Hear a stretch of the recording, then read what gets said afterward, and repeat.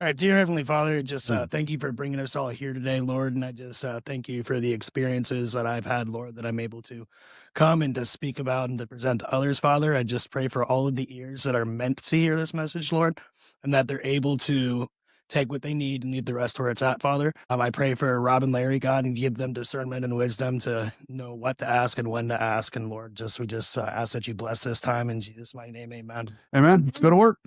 Welcome back to Recovery Unfiltered. It's Rob and Larry in your ear again. We don't need letters before or after our names, just two drunks with a lot on our brains. Sit back, relax, let us carry the load. We walk that dark and winding road. We're just two alcoholics with a lot to say. This is Recovery Unfiltered. You can stay a while today. Yeah. This day started with huge technical difficulties, and it's just going to continue, and I'm turning it all over. I don't care anymore. Amen. I don't care. God's in complete, total control of this thing. Total. Yeah, give it 5 minutes. Nobody can fix it like I can. Yeah. Nobody can fix it. Yeah. That prayer came from Parker.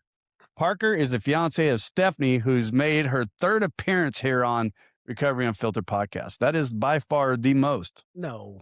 That is. Who else has been on here three Doug's times? been on here 3 times. Yeah, but Doug don't count. Okay, Doug, you don't count. Doug, you don't count. Sorry, Doug. I counted, but apparently Larry's. I did. That's right, Doug. I think Brad has too. Brad's been on here 3 times. Well, you know what? Sorry. Brad's been on here 4 times. He was on here once by himself, Grace. Then he came back. And then when he came back with Doug, he's been on here. Well, no, wait. So one of those, Brad, and I'm going to say this, we can't air because Brad won't let us air it. I know. It's all bullshit. I know. But I love Brad anyways. I don't care. Anyways. Hey, Parker, how are you, brother? I am well. I'm blessed. Too blessed to be stressed. Attaboy. So Stephanie, if Larry you're not, can't say the same thing. Larry's been stressed. you know what? I'm trying to move past it, but you keep bringing it up. Let it go. My bad. I said I was going to let God take over this one. Just let it go. Let it go. Let it go. See, Reminding me. This is Frozen. Stop it. Let it No go. Disney shit. I will stop singing. Parker, So- how you doing, buddy? I'm well. Hold on.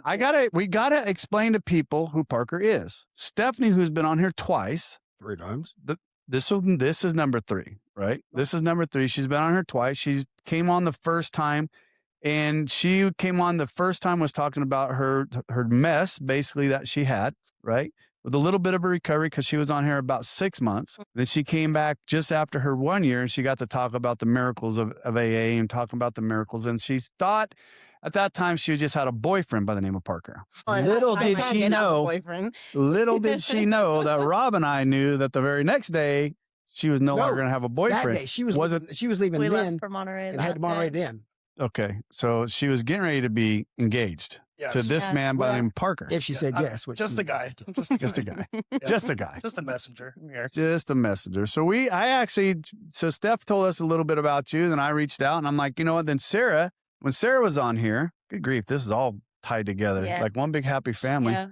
Then when Sarah was on here, she talked about you as well, right? And then now we have the famous Parker here with us because you've had 2 women talk about you. The infamous. Oh, Lord. 2 women talk about you, so you have to live up to all that. All right. So where do we start? Listen, this is your show. Guns blazing. So what, This is your show. where were you born? Where'd you come from? Talk about start what there. it was like, Yeah. what you did, and what it's like now. We get into the family dynamics. So Yeah. I was born in Lexington, Kentucky. Attaboy. All right, come right? on. And my father was raised in Jackson, Mississippi, and lived in Stone Mountain, Georgia. And Talk about the Bible Belt. That's a South, yeah, baby. very, very south. And it's so funny because years later, I found out my dad actually went to the elementary school that Ruby Bridges was originally integrated into. Really? Yeah. So like my father is not racist by any means. So I don't know why I'm going down this tangent, but as I'm learning as I get older, I learn the cool things about my family and focus less on like the mess, right? More of the history of things are starting to come out. So very much a northern raised boy with southern roots. Was raised in Ohio because he moved away from Kentucky at 3 years old. My father was a engineer. He went to Georgia Tech and got his master's in business administration from Georgia State. So He basically got engaged to my mom. It's so funny because Stephanie heard this story kind of when I did. They said that our engagement was better than theirs. And I was like, well, what happened? Yeah. And my mom said, well, I told him I wouldn't move with him unless we were engaged. So like they had been like together for 3 months, and my dad got engaged and moved her to Memphis, and they went and started a family. But he was working for an oil company called Ashland Oil when we were in Kentucky. So my father had been offered a job to move to Ohio. So we moved there when I was 3.5. And where I grew up was very privileged. I'll use the word. It was very much a bubble. It was 98% Caucasians, Blue Ribbon School District, right? Like just all the way across the board. It was the one spot in that county where you would want to live if you wanted your kids to have like a definitively good future. So I grew up in a privileged area. Dad was working for Ashland Oil doing natural gas at the time, which is very rich in Ohio. It's all over the place in Ohio. You could frack and just make all kinds of money. Dad was traveling a lot, so he was never home. I can remember being a kid and asking my mom once, like, when can I go to work with Dad? And I did one time, but like, I remember that he wasn't around a whole lot. That being said, like, kind of his generation was if you're fed and everything, like you're fed, you're good, right? Getting into the mess a little bit, what I know now is my father's dad was a belligerent alcoholic. And Did you know him at all? no, he died of a car accident when my dad was like 19. Okay. So then I can get into that a little bit. My dad his dad died. He went to college, Georgia Tech, became an engineer, went and like made his goal to just keep his head down and keep moving, right? And I firmly believe that he never really grieved that properly or anything. But that's like what his goal was, right? Was to keep your head down. Since then, I've lost my dad's brother to alcoholism too. Wow. Okay. During that same year before, year after, I lost the uncle on my mom's side to alcoholism. And it all kind of ran together because I was doing my own thing at that time. But my grandfather died of brain cancer during that same period too. It was like boom, boom, boom, boom. And that was right in the midst of like me trying to get sober. How old were you? At that time, Ballpark? 23 or 24. It all feels like so many lifetimes ago, but wasn't that long ago. You went to when you were trying to get sober. How did you get started? Let's back up a little bit. Let's get there. Yeah. Okay. So, first time I was ever high, I broke this arm playing soccer. Well, that's a nice little break. Yep. And I was 3 casts and like 4 prescriptions of Vicodin and Well, how old were you then? surgery. I was 14. Vicodin at 14. Yep. That'll I ruin remember you. getting in trouble at school because I was taking them. That will ruin you. Like, I didn't see anything wrong with it because it was Right. prescribed to me or whatever. The year before that, I had broke this wrist snowboarding. So, like, my whole middle school career, I was basically Vicodin prescriptions over and over again. Once again, didn't see anything wrong with it, but it was like, I'd just take them, Right. and it was what it was. What year was that? That was So it wasn't. 7 or 8. Okay. It's a little bit ago. And during that period, I also began to experiment with alcohol when I was around. Okay. Like that's the period, like, oh, you steal beer from the fridge or whatever. So it was in the house. It wasn't at my house. Okay. I can remember different times of running across the street to a friend that I knew. His parents had beer in the fridge. I knew their dog. It was a big German Shepherd. His name was Brutus. And I'd be like, hey, Brutus, and then climb through their doggy door and steal beer from their fridge. I can remember doing that. Outstanding. I didn't know that story. Oh, you're probably going to learn a lot. No, it's just I haven't thought about it in a long time either. Well, this podcast tends to bring out some secrets. Yeah, no, for what it is. I also had a neighbor that we called them snowbirds in Ohio. We know them very 3 well. months of the year, and they're in Florida like the other 9 or however it worked. And I knew they had a full bar in their basement. So I would go over there and, if my first experiences being drunk were like Knob Creek, like the Warts. At least they didn't have shitty whiskey. No, they yeah. So I, and became kind of a snob to a certain degree, but didn't know what I was doing. At that period, I can remember going over there and having about 4 to 5 drinks at a time. Obviously drinking. While they're in Florida? Yeah. Not a kid. They can't let that whiskey just age there, for God's sake. It's aged long enough. Yeah. Yeah. It needs to be drank. It's already dead. It doesn't need to age anymore, for God's sake. So, like, obviously, when you're that age, 4 to 5 drinks at a time is enough to bring you out of like what you would call being sober, right? And I can now identify that what I liked about that was the lack of feeling anything. At the time, if you had asked me, what do you like about that? I'd say I feel different, right? But it was that lack of feeling anything. So alcohol became something that I liked a lot, but then was able to put away for a while. I became addicted to lifting weights was what I think really like kept me away from like wanting to smoke weed or drink a whole lot. I also had smoked some weed my freshman year, right? My sister's friend had came from out of state to stay with us, and she was like, "Can you get me weed?" And I was like, "Oh yeah, like of course I can," and smoked with her for that first time, and then like didn't do it again for a while. But what I did do was lift weights to the point where I had stretch marks on my lats, my delts, like my biceps, everything. And my doctor was like, dude, you're overdoing it, kind of thing. My best friends were bodybuilders. And it's important to bring into it because you bring God into the mix, right? I can remember being suicidal at this time and praying for friends. And then having this gentleman reach out to me and be like, hey, like, come stay the night with us. And then like, I knew right away, like, this is my family. This is like, these are my people. So you say that you're freshman, you remember being suicidal as a freshman or as that young? And it's interesting because I was prescribed medications, right? And I remember sitting there like wanting to take a whole bottle of pills and then just like could not bring myself to do it. And like I can look back now and see that was like God in the midst of like everything, right? Like, don't do it. So I had basically spent all my free time possible I could at the YMCA. Okay. And I worked there as an employee. That's where I spent time with all my friends. I worked in every department over the years, from the gym to the pool to the teen room to being a referee. So is this like your high school years? Yeah. And I was able to, it was a safe place. It was. Normally was. Did you play sports in high school? Yes and no. Okay. So like, I didn't play soccer. I lifted weights. And it's a girl's game. Kind of what I did. After you broke his Really though, I broke my arm and I was great. I love playing soccer because I could take people out. I learned to use my shoulder.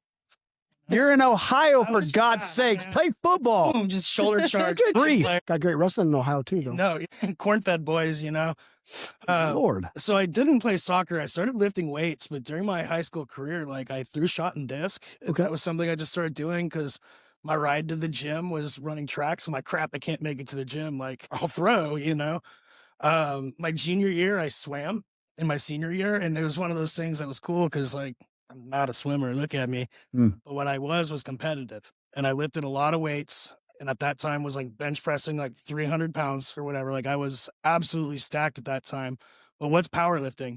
It's moving heavy things without breathing, and breathing properly. Also did the jujitsu and the Muay Thai and all that stuff too. So you put me in a pool and tell me swim down and swim back. I just got to hold my breath and be strong. So I cut time all the time. And by senior year, like I was qualifying for districts. And that ruffled a lot of feathers with people because that was like a traditional like state swimming team. People have been doing that their whole life. And I just showed up and didn't like the guy that I could see next to me swimming faster. So I get pissed off and kick harder, so it was just kind of a competition thing. So yeah, I swam. That was the thing I had the most fun doing. Played football for like half a season, got kicked off the team, kind of quit. Pitching a freaking fit. Absolutely pitching a punted my helmet, the whole deal. Like, no, it was bad. It was all bad. Yeah. So like, I got kicked off. I quit. It just depends on who you ask. I was done, and when I went to the coach originally, he's like, I thought you were going to quit. And I was like, no. And then he said 100 hills. I got through like 20 of them. I was like, this, I'm done. I'm out. Like, through this, man. Yeah. I don't like this sport I that haven't even much. gotten a snap yet. This is not worth my time. So I'll jump into my senior year because that's when the drugs began to like become more prevalent, right? What kind of drugs? Not methamphetamine. Just relax over there with your meth. Is that the pills going on? No, so at that time it wasn't the pills. And the first time I was ever actually high, I went on a tangent. It was actually ketamine at the hospital. Okay. Oh, it was awful. I looked at my mom and I'm sitting there laughing and crying at the same time. Okay, hold on. Now, right now, I got one of my veterans they're using that for therapy, ketamine therapy. So what was your experience with it? My experience was they put an IV in my arm and he said, count to 10 and then count back down. I don't remember counting. And I remember thinking that I was the internet. Just like, it sounds crazy. No, it doesn't. But I thought that I was the internet. And then when I came down, I was extremely funny, you'd say, right? The nurse walked in, and I am 14 years old, and I'm just looking at her, and I'm like, you have very nice breasts. It's like looking back. Why not? The verbiage. It's and the everything. drugs. Blame it on the drugs. Drugs. My mom walked in the room, and I was like, what's up, girlfriend? It was like just all kinds of goofy. But then, like, on the tail end of that, it was awful. I was sitting there crying and then apologizing for crying. I'm like, I don't know why I'm crying. And then I was laughing and going, I don't know why I'm laughing. And just, I did not have a good time with it because I wasn't in control of anything. So I looked at my mom and said, I'm never doing drugs. And that was the biggest bullcrap lie from the pit of hell that I ever told, But at that time, I believed it. So was this after your stint with the Vicodin, or was that because of that surgery? I was sitting there with the arm still shaped like the letter S. Right. Yeah, it was completely. That's a brutal scar, by the way. Thank you. Yeah, I've got a lot of scars. That one's brutal. Yeah. So senior year of high school, my home life was not happy, and I was kind of like paving that way. Like my father and I have a great relationship now, but really like it was not good for a long time. What about mom? Mom was an enabler. I love her, but she was an enabler as can be. If I got into trouble, I would get out of it. I could talk her and convince her that I was totally fine. I could also see her doing that with people around town when I got in trouble before I'd even speak to her to like get me out. She would blame this or that. I was diagnosed as a child with Asperger's syndrome, right, with autism. I'm definitely neurodivergent, but I wouldn't necessarily say that I'm like full blown autism necessarily. So you're on the spectrum? Absolutely, yeah. I got to touch as the tism, as Stephanie likes to say. Yeah. That's tisms, not isms. And I also have the ADHD, right? So you're a mess. Yeah, we're Jesus getting there. Christ. We just went. No from wonder senior you year- No wonder you needed drugs, for God's sakes. You're good, dude. Just go take drugs. So my parents didn't know how to deal with it, like any of it growing up. So they would threaten me, if you don't behave, you're going to get medicated. More drugs, please. So then I like had this idea in my head that medication was bad, Right. Which wasn't good for later on when I needed things like that because it was instilled in me like drugs, medication bad. But I can remember being way over medicated for ADHD. I was like 83 pounds and taking 120 milligrams of Concerta in a day. It's just like illegal. If you look into it, it's super not legal. I can remember going to therapy. So you're just like a zombie? Yeah, when I took it, but I'd spit them out quite a bit too, because I didn't like not feeling like I could feel and like, be myself, you know what I mean? But it's meth. Like, look at it, call it what it is. It's methamphetamine, with the fancy like extra hydroxy group attached to it or whatever. It's the meth. first time I've seen somebody mention meth that he didn't start dancing in his seat. It's not real meth. It's not real. Jesus. I was looking to you to see the reaction. What that does for people like us, it brings us down. It's supposed to bring us down. Right. I want the stuff I want to go fast. Yeah. My senior year, I had enough credits where I only had to go to school for like half of the year or for half of the day, right? And above that, because I finally was able to drive my senior year. I'd been in trouble for stealing a car my freshman year of high school and totaling it. So they're like, I judge, can't drive till you're 18, which is why I needed rides to the gym and why I ended up throwing shot and disc when they couldn't take me, right? So that was the year my dad was traveling quite a bit with Owens Corning. He was in China for like 3 weeks at a time. And like when he was home, he was doing the whole like sleeping thing because of the jet lag, but he was just gone all the time. My mom had just finished a nursing degree, so she was working. So for the first time in my young adult life, like the house was relatively chill because I could come and go. No one really knew where I was, like what was really going on, right? And I had a friend that would just pick me up. He'd call me, he'd be like, you want to smoke some dope? I'd be like, sure, Yeah. And like, and that was marijuana in Ohio at the time, right? And like where I grew up, marijuana, if you were going to go find it, you were risking a felony on the way home. It's very different in California. And it's different in Ohio now. You trip over out here. Right. Yeah, you trip over it. So I was smoking pot like every day at that time with my buddies and whatever else, it kind of became like the cool thing. And I just loved it at the time. You know what I mean? It was relatively harmless. But with your autism, that kind of stuff, that weed probably helped you think a little differently, or did it not affect you at all? I think that it just made me not care about. So it didn't help you with your mental state of mind. It didn't help with that side of it? Maybe a little bit, But I think what maybe with all the other drugs that you had, it probably wasn't doing anything anyways. probably, Right. like I said, parents are not a parent. I can remember being grounded and their punishment was dropping me 2 or 3 miles away from the house, telling me to run home.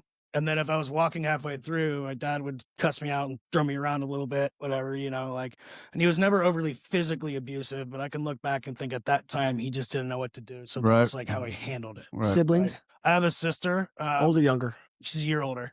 Okay. You're the baby? No, I got a baby brother. Okay. He's 6 years younger than me. Oh, wow. Ooh, That's wow. my guy. That's my dude.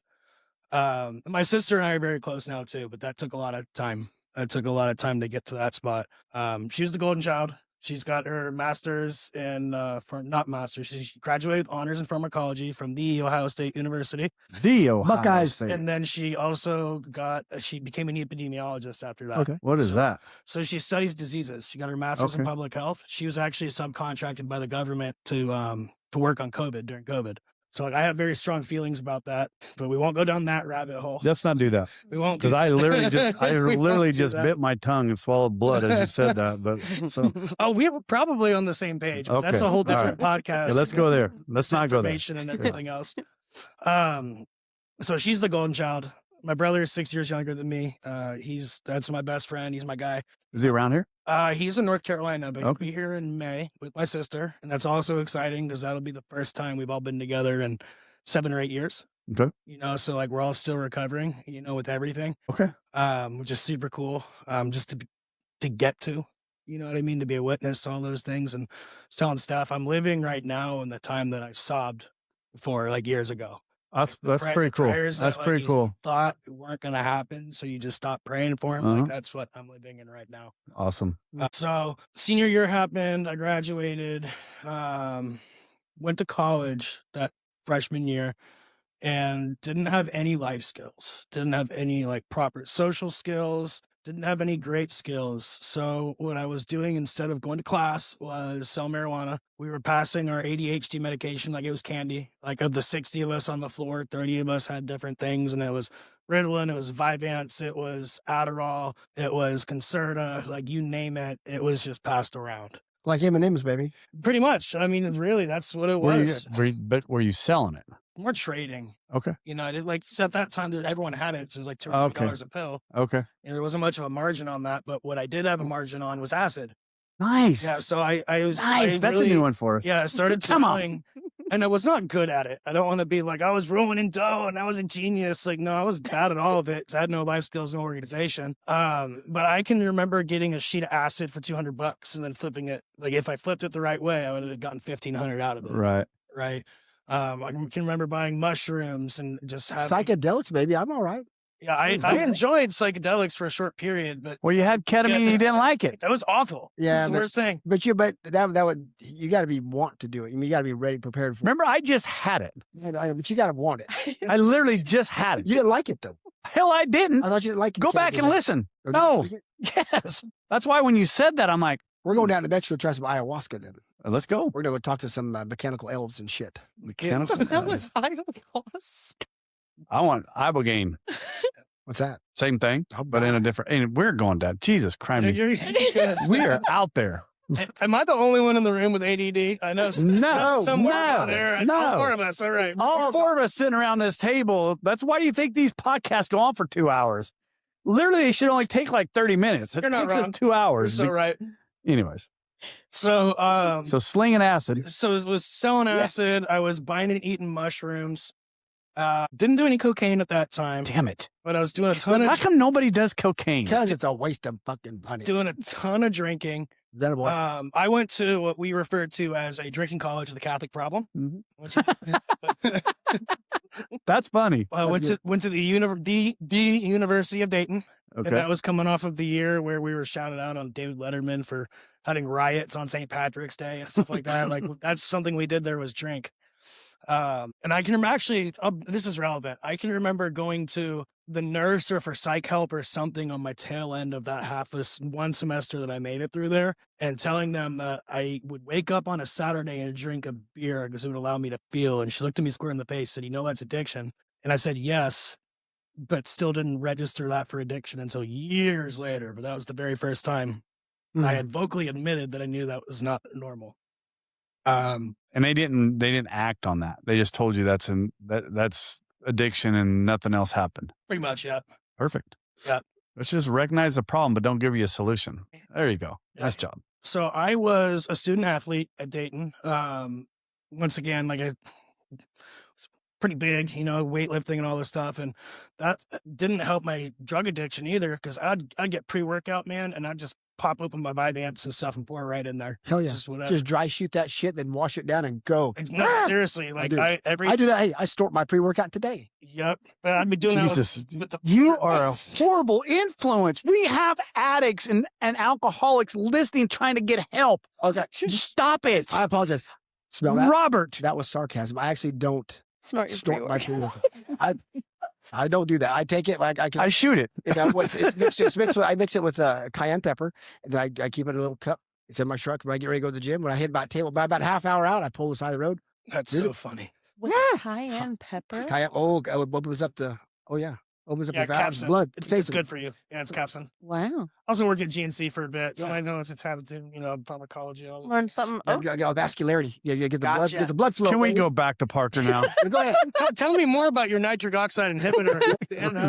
So I got headhunted to cheerlead there. Really? Well, okay, and here's the thing. I got tricked into it. But once I was there, I'm like, all right, this is actually kind of cool, right? You got to look up skirts? Oh, I didn't. Right. But, they sat on my hand. It's that easy, man. Catch me on camera. Big grin. Wow. We are not good for each other. I came into this room engaged. I might leave not engaged. Wow. But no, Full disclosure, baby. so the girls came to me and they were like, oh yeah, like it's so hot when the guys take control and grab us by our hips. Come see us on Thursday. And like, of course, I showed up. And Well, coach, why the hell would you? If you didn't, that'd be the end of this fucking podcast. Oh, shit. We're done. We got to go. So I show up that Thursday and coach was like, oh, good, he came. And that's when I realized I didn't get like selected. They just needed a guy. Right. I just figured, okay, that one can do it. So that was really cool to say the least, actually. It was really, you would have thought in high school this tip might be like, oh, that's so gay or whatever. Like, no, it was a macho fest, dude. That was a very. We were trying to very see how nice. high we could throw that. Right. No joke. It's like hitting the ceiling and stuff. So that was cool. But what ended up happening with that was once I had failed all my classes because I was weightlifting, cheerleading, drinking, and very unsuccessfully selling drugs. I got to the end of the semester and I drew the short straw and had to stay over winter break for a bit to do a women's game. So I was there on campus all by myself. And that's when I had my first encounter with the Holy Spirit, Mm. God, right? Yeah, there's nothing but women on campus. Why not? Well, yeah, of course. So I was just sitting in the shower, which is such a weird way to give a testimony. I was in the shower and I was thinking about my two best friends that were bodybuilders. They were poor, right? Other side of the tracks. Spent all my time over there that I could because it was actually a home. But they were devout Pentecostal. They were about the tongues, the whole deal, right? And just lived life. This is how we do it. But we're still relatable and really fun and cool, And I was just sitting there and I was just like, you know what? I've shaken hands with Arnold Schwarzenegger. I've been a Division I athlete. I've benched 300 and whatever pounds. But I'm still not happy. What do they have that I don't? And it just clicked with me Holy Spirit, right? And my eyes I went blind for a second, vision went out, just had this very supernatural experience. And can remember going back into my dorm room and just singing praise music and dancing around and having a very real encounter, which turned into a fast, right? It was unintentional. It was kind of thrown into it. And it might have been the ADHD medications. I don't know. But what had happened was nuts because I couldn't sleep well, wasn't hungry. And I can remember laying on the couch down in the lobby in the dorm rooms and something just told me go into the chapel. And it was a Catholic school, so there's a chapel in every dorm room, which is actually kind of cool, It's fortunate only Catholics have that. That is really cool. And I went in there and there's 50 light switches and I'm just hit a random one and light went on the piano and I was just okay, God, I guess I'm gonna play piano, and sat behind the piano, no joke, prayed and gave it a couple minutes and started playing canon, right? Started playing piano and I could hear angels singing, the whole deal. So I'm having this very real spiritual experience that could not be defined or described to anybody with science or anything else. It was just, this is going on. I had the basketball game, cheer led, my parents came to watch and pick me up. And they came into the dorm rooms, and I'm like, hey, like, come check this out. I start doing the thing, and my dad, like, I heard him think out loud, and he went, oh, that's weird. When did he start playing piano? And what happened instead was all my resentments for everything that like had ever happened came out, and I got in his face. I had him pinned up against the wall. It was like, what is it this time, Mr. Engineer? You can't explain to me why I'm wrong this time. Oh, I'm sorry. I'm sorry to see something. Right. And I was big, right? So it wasn't just like I was a little dude. Like I had him pinned against the wall, mom, brother. This has been brewing for really, really long time. And long story short, like claimed to be a prophet. And that was the very first time in my life I ever claimed that. Or have some kind of connection with God, or like insight rather. And they just threw me in the psych ward. So I got diagnosed with bipolar at that time. And when I came out of the psych ward, my mom was working at an assisted living facility, and I was able to get in as a CNA, which was super cool because I was doing things for other people. I loved that job. Didn't love the things that came with it. I didn't love working for $8.25 an hour doing that, but that was the Ohio nature of it also. And that's also when I became exposed more to pills again because they were around. That was the first time I ever had Klonopin. Right, I had someone on a floor that had like 183 milligram Klonopin. My sister was epileptic. That's something. She's. Are you thinking gabapentin or gabapentin? Yeah, Klonopin is like dial back Xanax. It's a benzodiazepine. Okay. Oh, it's a benzo. Yeah, it's benzo. Okay. Like diazepam, lorazepam, those? Yeah. Okay. Now you know. Should we call the doctor? Anxiety meds. Anxiety. And I loved those. You know what I mean? Like I absolutely loved those. I remember Dorothy broke her hip and she had Percocet, and I go in there and like take one. You know what I mean? So I can like look back and see that like that's also not normal behavior, but was beginning to like take pills. I can remember a resident died and I got a whole bottle of promethazine, which like is oddly a good time if that's your thing. Bad time, don't do it. Bad time. But once again, like something that like I can look back and like, okay, that helped with anxiety, so I was stealing drugs, which wasn't a good thing.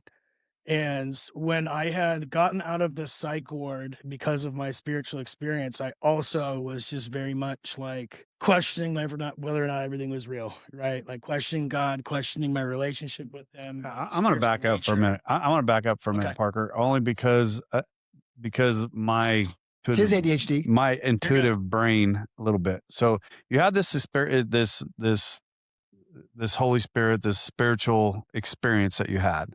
Yep. Right. You had that, and your mom and dad came in. Something else had to trigger them to get you to that point to where you pinned your dad up against the wall. Talk a little bit more about that time. How long from the time you had that spiritual experience until you pinned your dad up against the wall? The mom and dad came. That was within 72 hours. Yeah. Okay. Sounded like. So I missed that. So, but were they close to the college? Was it normal for them to come and watch you? 2.5 hours. Some now. Okay. Why did they come for that particular one? Me up. Because I like had to cheer at the game. Okay. Then I was going to go home for winter break. So nothing happened. Nobody called them for. They were just coming to pick you up. They were just coming to pick you up. Okay. Yep. All right. Sorry. No, you're good. And it just seemed a little weird to me that mom and dad wasn't involved in anything, and all of a sudden they're there. They're there. That's the only reason why I was asking. And they were there on it. They were there on as you were breaking down. So that's the only reason why I was asking that. Yeah, no. That's where I was at. And I'm glad you brought it up, because that did just set a flag in me to bring up later, because that date is significant. Okay. They came to pick me up. Okay. The date's significant. So I'm out stealing pills, doing drugs, all the things. From little old people that can't defend themselves. Checks out. Or dentists. Or the ones that have already passed. Let's go to dinner. And so from there, the next chapter is North Carolina.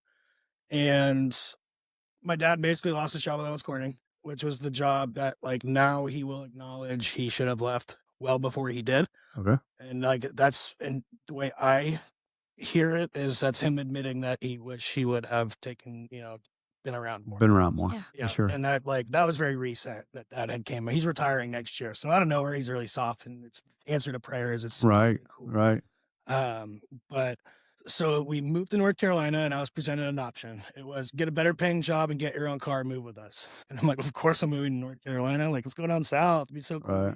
But even when I look back, that was so manipulative of them. Like, yeah, like we're going to take the van and, you're going to have to like go to school or do something, figure it out. But really I was an adult. So like, I guess, you know, there's two sides to that, but they wanted me to move with them. It was transparent and I was willing to do so.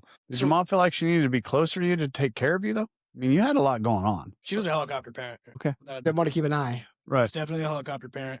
And to this day, like, still is. She would love nothing more than my brother to be out here too and all kinds of stuff. Oh, they're out here then. No, they're not. My parents are. That's And what I mean. Parents they're are here. And my brother and sister are in Pittsburgh in North Carolina. Okay. So we moved to North Carolina. So I could walk into bottle shops and just start drinking like with the best of them. You know, I'd be sitting there That's asking a southern. stouts. That's a southern shit right there. A bottle shop, bottle shop. not a liquor store. It's a bottle Bottle shop. shop. Yeah. And I'd be drinking. Never heard that. All right. And you know, and the trick was like just be drinking triple IPAs and the Belgian quads and the porters and all the stuff, and like be able to take a sip and be like, oh, that's citra hops. That has to be from the West Coast. That's got to be this or that. Like make them feel stupid for asking for your ID. You know, it's just, seriously though. Like, but that's the addict mentality From the get go. You know, so it was there was an art to it. So we moved there when I was 20, and that became my thing very quickly. Was drinking when I could. Right. And like at that point, my parents were to a degree okay with it. They knew that I drank. So it was kind of like this idea that, okay, like Your dad drink? I think we may have covered that. so you could ask him. We didn't. We got alcoholics on both sides. Right. We haven't talked about mom and dad. So if you ask my dad, he's not an alcoholic. If I were to sit down with him with a DSM-5 and like get really honest, Dude, you with the what? probably the DSM-5 is like how like psychologists diagnose. So like I have It's like the 20 questions they used I have to a give you. counseling Okay. background too. So it's like it's the Merck manual. Yeah. How we Well, diagnose. Speak English to this. If you answer more than so many of these questions, Right. you're probably alcoholic. Okay. Yeah, that's what they use in treatment centers too. The right? technical Utilization. gauge if you're an alcoholic. And be honest. I'm sorry to interrupt, That's but be definitely- honest She's between allowed. the people that are in this room. What would you categorize your dad as without a DSM-5? Functional alcoholic. There we go. Absolutely. That's where I was wanting to get Absolutely. to. I mean, because he's a home brewer too. Yeah, okay. So like and then he's at home brewing clubs, he's in competitions and all this. So like one of the diagnosable features of an alcoholic is like thinking about using, obtaining, and making. Obsession, baby. Right. So there's one. You only need like 3 to 5 to be considered like, Yeah. mild, and then it goes moderate and severe. You know, I like, knocked them all out, every one of So- them. I ain't never heard of one until you just mentioned it. I'll have to get you a copy. It's a cool book. You Oh, I'll you can start guarantee you. diagnosing Rob here at the. Mhm. Well, there used to be a list of what? There was like 20 questions or 10 questions, and that kept going bigger. The list kept going. Then you get to this. You know, it's pretty simple. And the book, the big book gives us one. You know, what happens when you drink? Not how much you drink or when you drink. What, you know, can you step up to the endurance Right. bar, try some controlled drinking, try it more than Yeah. once? Maybe where the Yeah. good case of the jitters, get a full knowledge of your condition. Yeah. You know, there's only one question you need to answer. Yeah. Not 20. Amen. So when I had moved to North Carolina, drinking got really bad for me, but it kind of was a slow roll.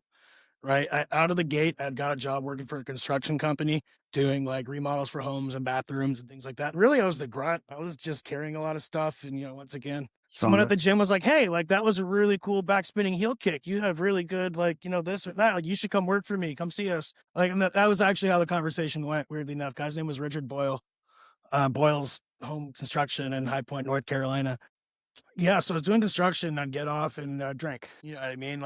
Like you do. And Construction. Exactly. You know, it was what it was. I'd Right. also smoke some weed. You know what I mean? You know, just was like what I did.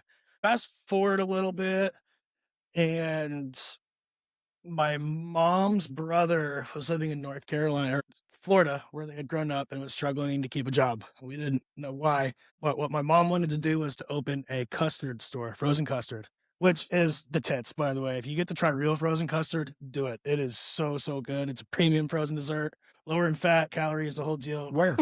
I love fat. Rat. I love fat. I love high fat. Well, I'll find one for California and I'll send it to you. But Okay. usually they're like Wisconsin, like Ohio. You know, if you ever make it to Tennessee, North Carolina, or Florida, I can throw you some resources. Let's start making our own.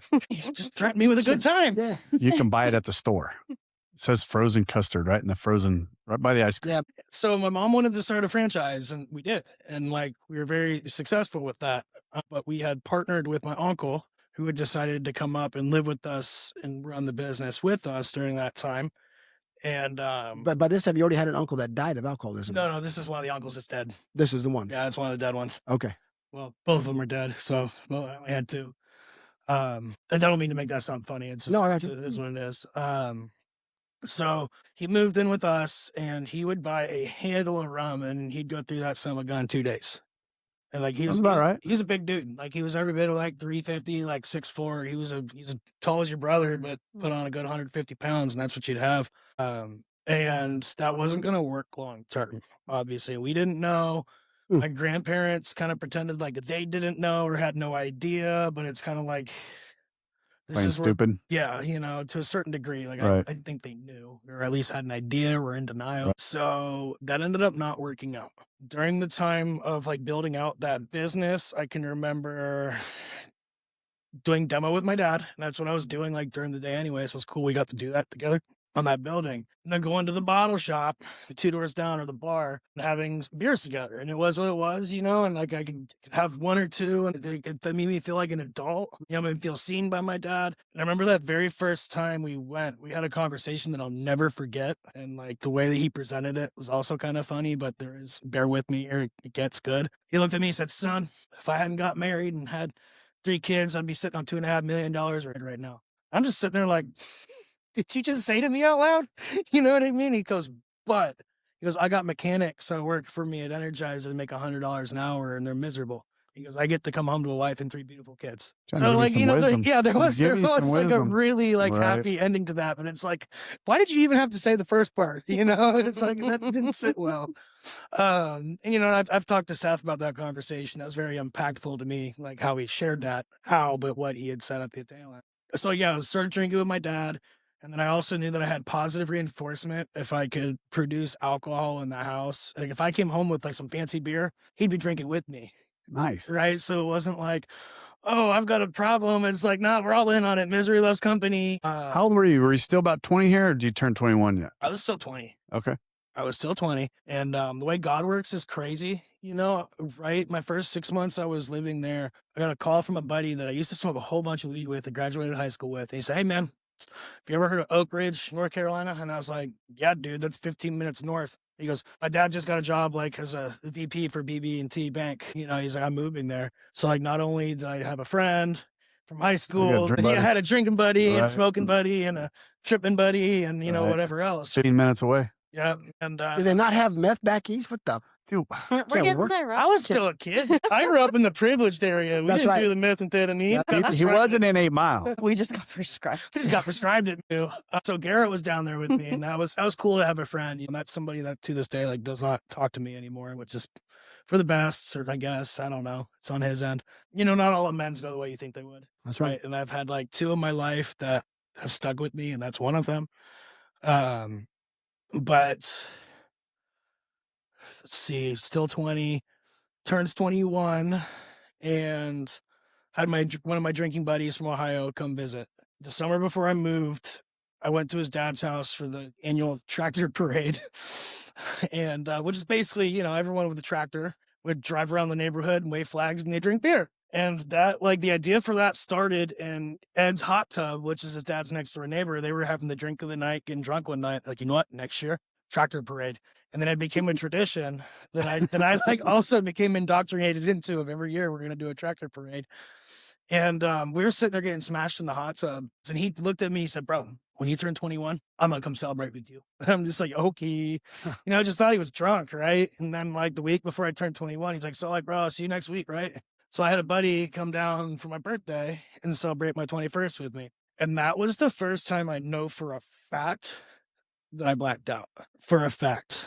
The summer before I moved, man, I was ripping loose that summer before I moved. I actually quit the CNA job, got in an argument with my mom when I found out we were moving. And like, really, I can look back and see that like I didn't want to move, and I didn't want to like work every day and not like make the most of the time I had with people. So I got in an argument with my mom. She's a charge nurse up there. I'm like, "Oh yeah, well, I'll go quit." And she's like, "No, you won't." I'm like, hopped in my minivan and spun all 3.5 tires, getting to the, my DON's office. And I told her, I said, "I'm done after this weekend." Said, "Out of respect for you, I work Saturday, Sunday, because you can't get coverage, but then I'm done." And she asked me, "But why?" And looking back, I know she was going to offer me more money. And I'll never forget me looking in her face, said, "I'm sorry, Jackie, but this place sucks," and walked out. But like, I was doing the job of 3 people. I was coming in stoned, drinking energy drinks. But that summer, that opened up the ability for me to spend time with people. right? Whether that was Garrett or my buddy Alec, which is the one that would smoke weed with, that had the truck, would pick me up in high school.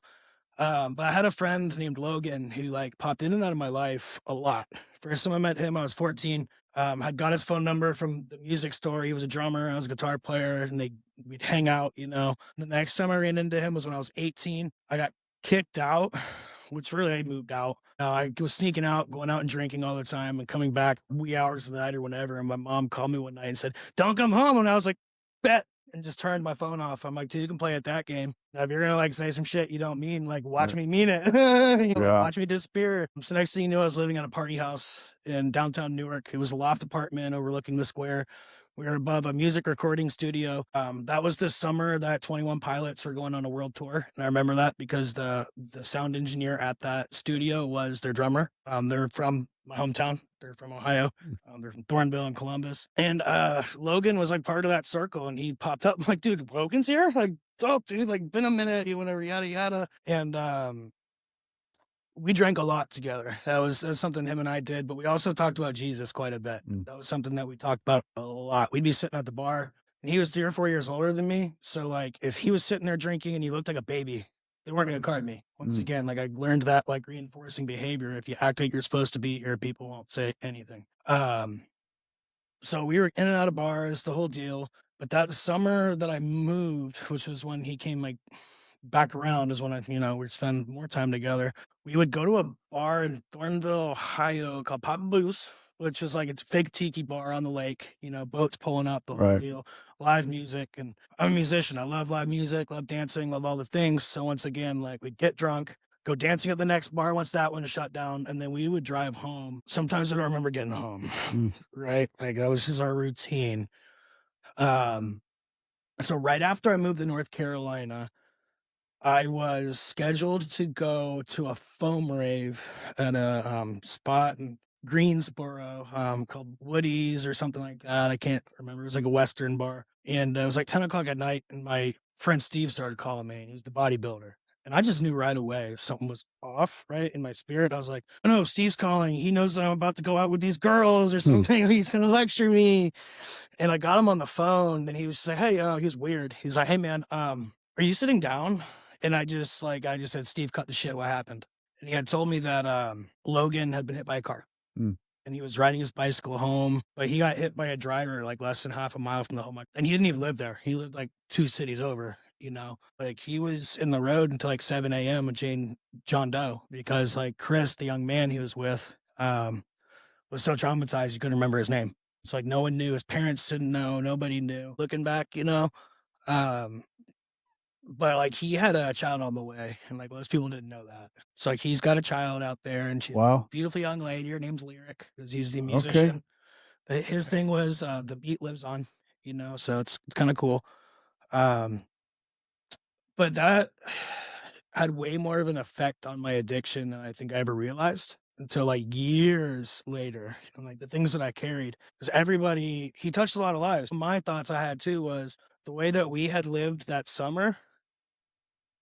That should have been us. The dude that hit him was drunk as could be. He went down one more exit, got off on the gas station, and asked to use the phone because he said he hit a deer. Didn't even know he hit a person. That man is free now. He did his 7 years. I like looked recently, and I've fully forgiven that guy. I have. But like that very well could have gone the other way. And like, who do you tell that to? Right. In the midst of everyone being mad, it's like, well, so I carried that for a long time. I was angry at that guy for a long time, and I've like since fully forgiven that guy because he has to live with himself. And that's, I think, so there's all that going on.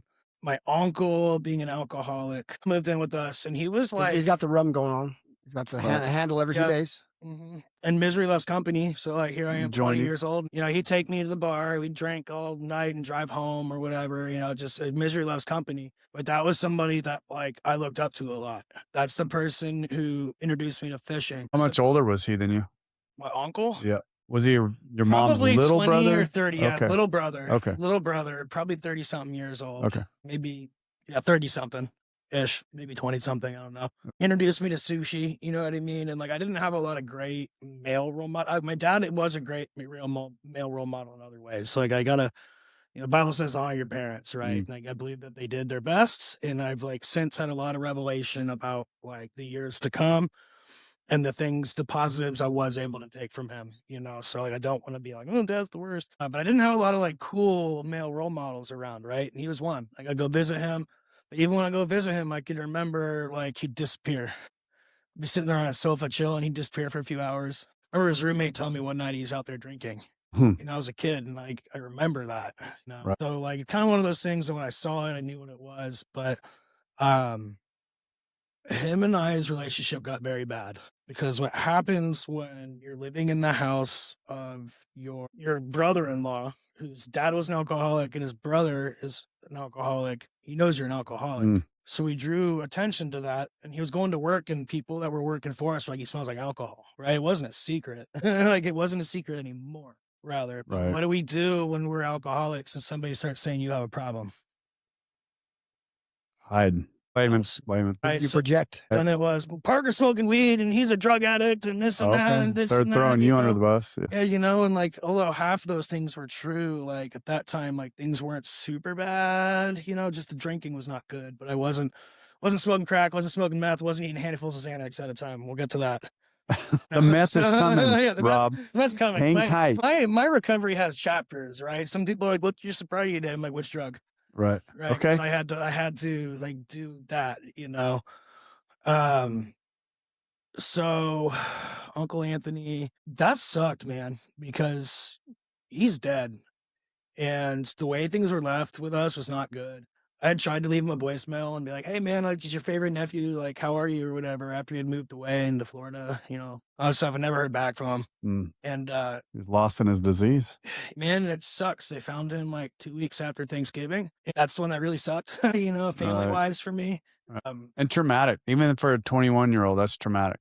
I might have Even if been you're in 22 disease. or 23 Yeah. at that time. Yeah. I'm like, I'm giving you the details, Right. you know, and then the story will start to mesh a little bit more. But that relationship was hard for me because that went from role model, hero at times, fishing hero, right? Owned Porsches, owned boats, did this and that, bachelor, you know what I mean? Could do what he wanted, to just realizing like, oh wait, that perception was bullshit. Now he's dead. And like, I've made peace with it, but like, I feel for him. It's sad. You know, it's really sad that we as a family didn't know how to support him better at the time. Because, you know, if we look at everyone involved in addiction at that time, like, and we'll get to my part where I had to go away, you know?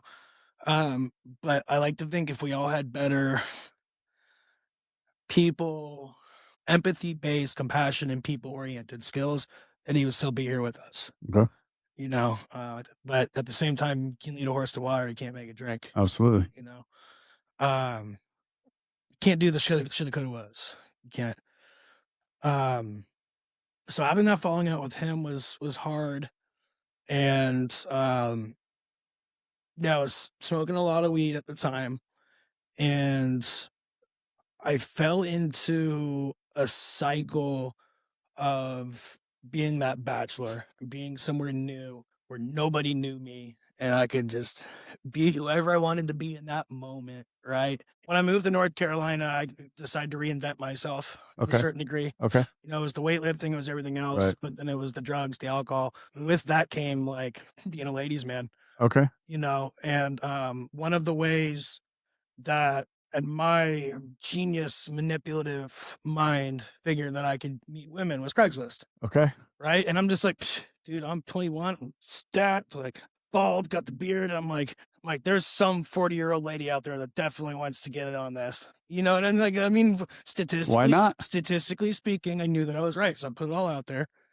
and, did end up like going down those rabbit holes, you know, and there's like, I'm not going to glamorize any of that because never did any of those things ever like make me happy for longer than 3 seconds. But with that also came a population of people that were willing to pay me to touch me inappropriate. Oh, right. Large sums of money. Like in a state where minimum wage was $6.25, you were talking like $200, $250 for like 5, 10, 15 minutes. Okay. Whatever. Wow, I just went somewhere I didn't expect. Yeah, no, that's what I'm trying to give you the numbers. Yeah. Wow. It all, but this feeds into the crack. It's all like we're getting there.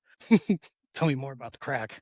Raw. You just I love derailed me saying with crack. that one. I love saying crack. Yeah. People get uncomfortable, man. Yeah. People get super weird about crack cocaine. You know, it's just, it's a stigma. It's a stigma with it.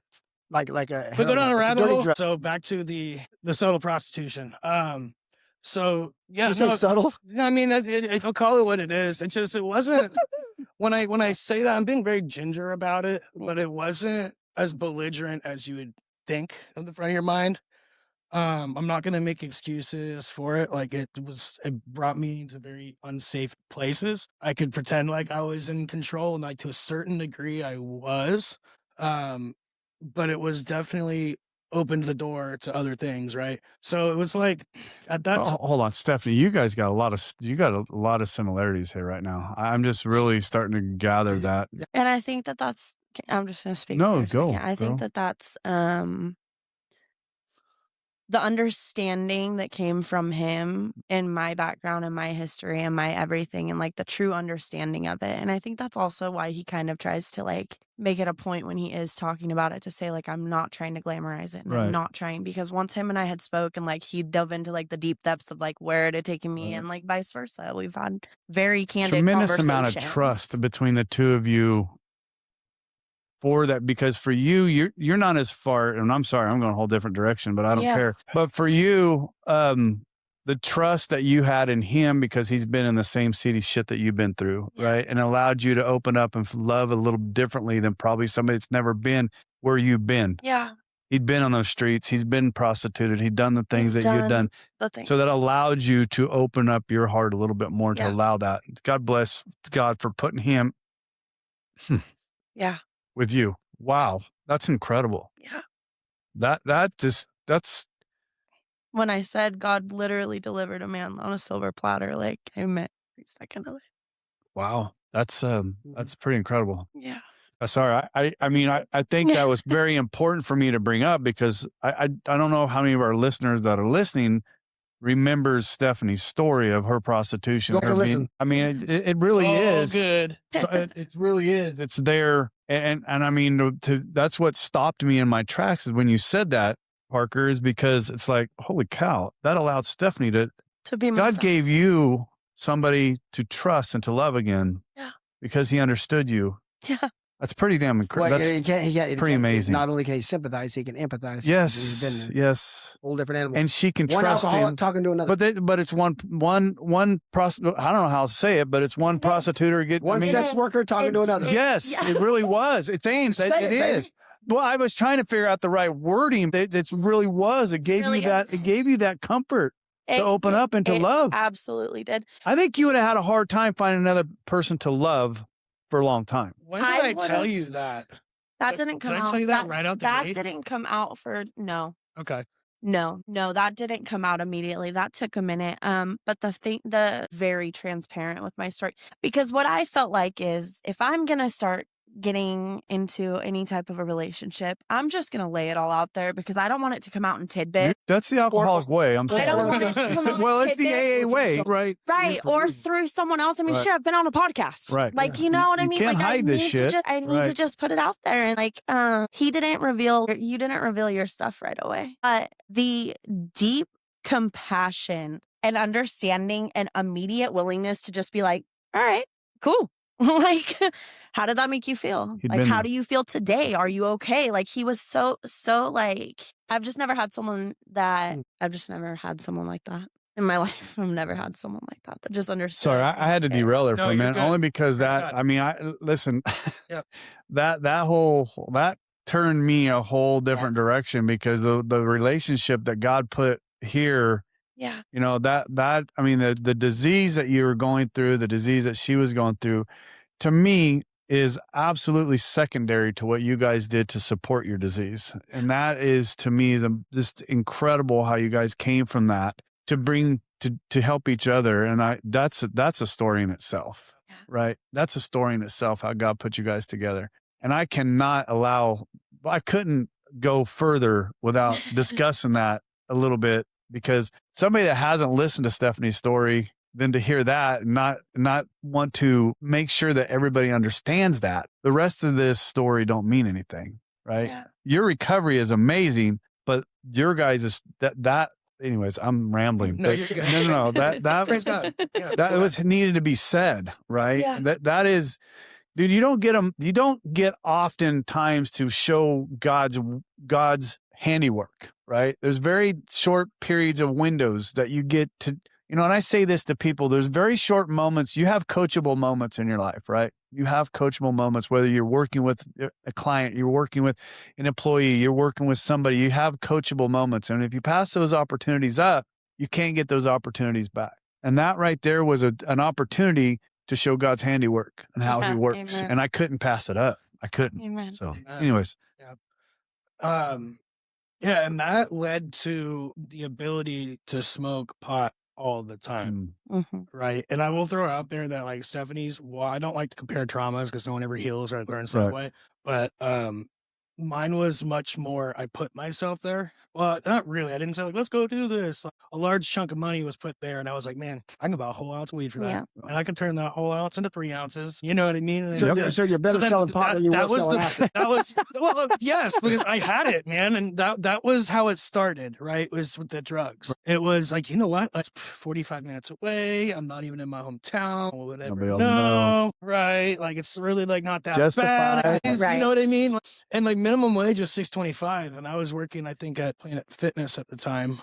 And I'll talk about my brain injury too, because that's alcohol related. I was working at Planet Fitness at the time, making like $6.25 an hour, so like 40-hour week paycheck. Like I was, like that was, now I got beer money and weed money. Yeah, but, much different. And you could work out for free. You know what I mean? And like obviously, like that went from like to my guy telling me like, listen, I can't be seeing you 3 times a week. Like I'm just gonna give you 2 out the gate and just pay me when you have it. I had a best friend across the street, and we'll get into that dynamic too, who is my same age as me, African American dude.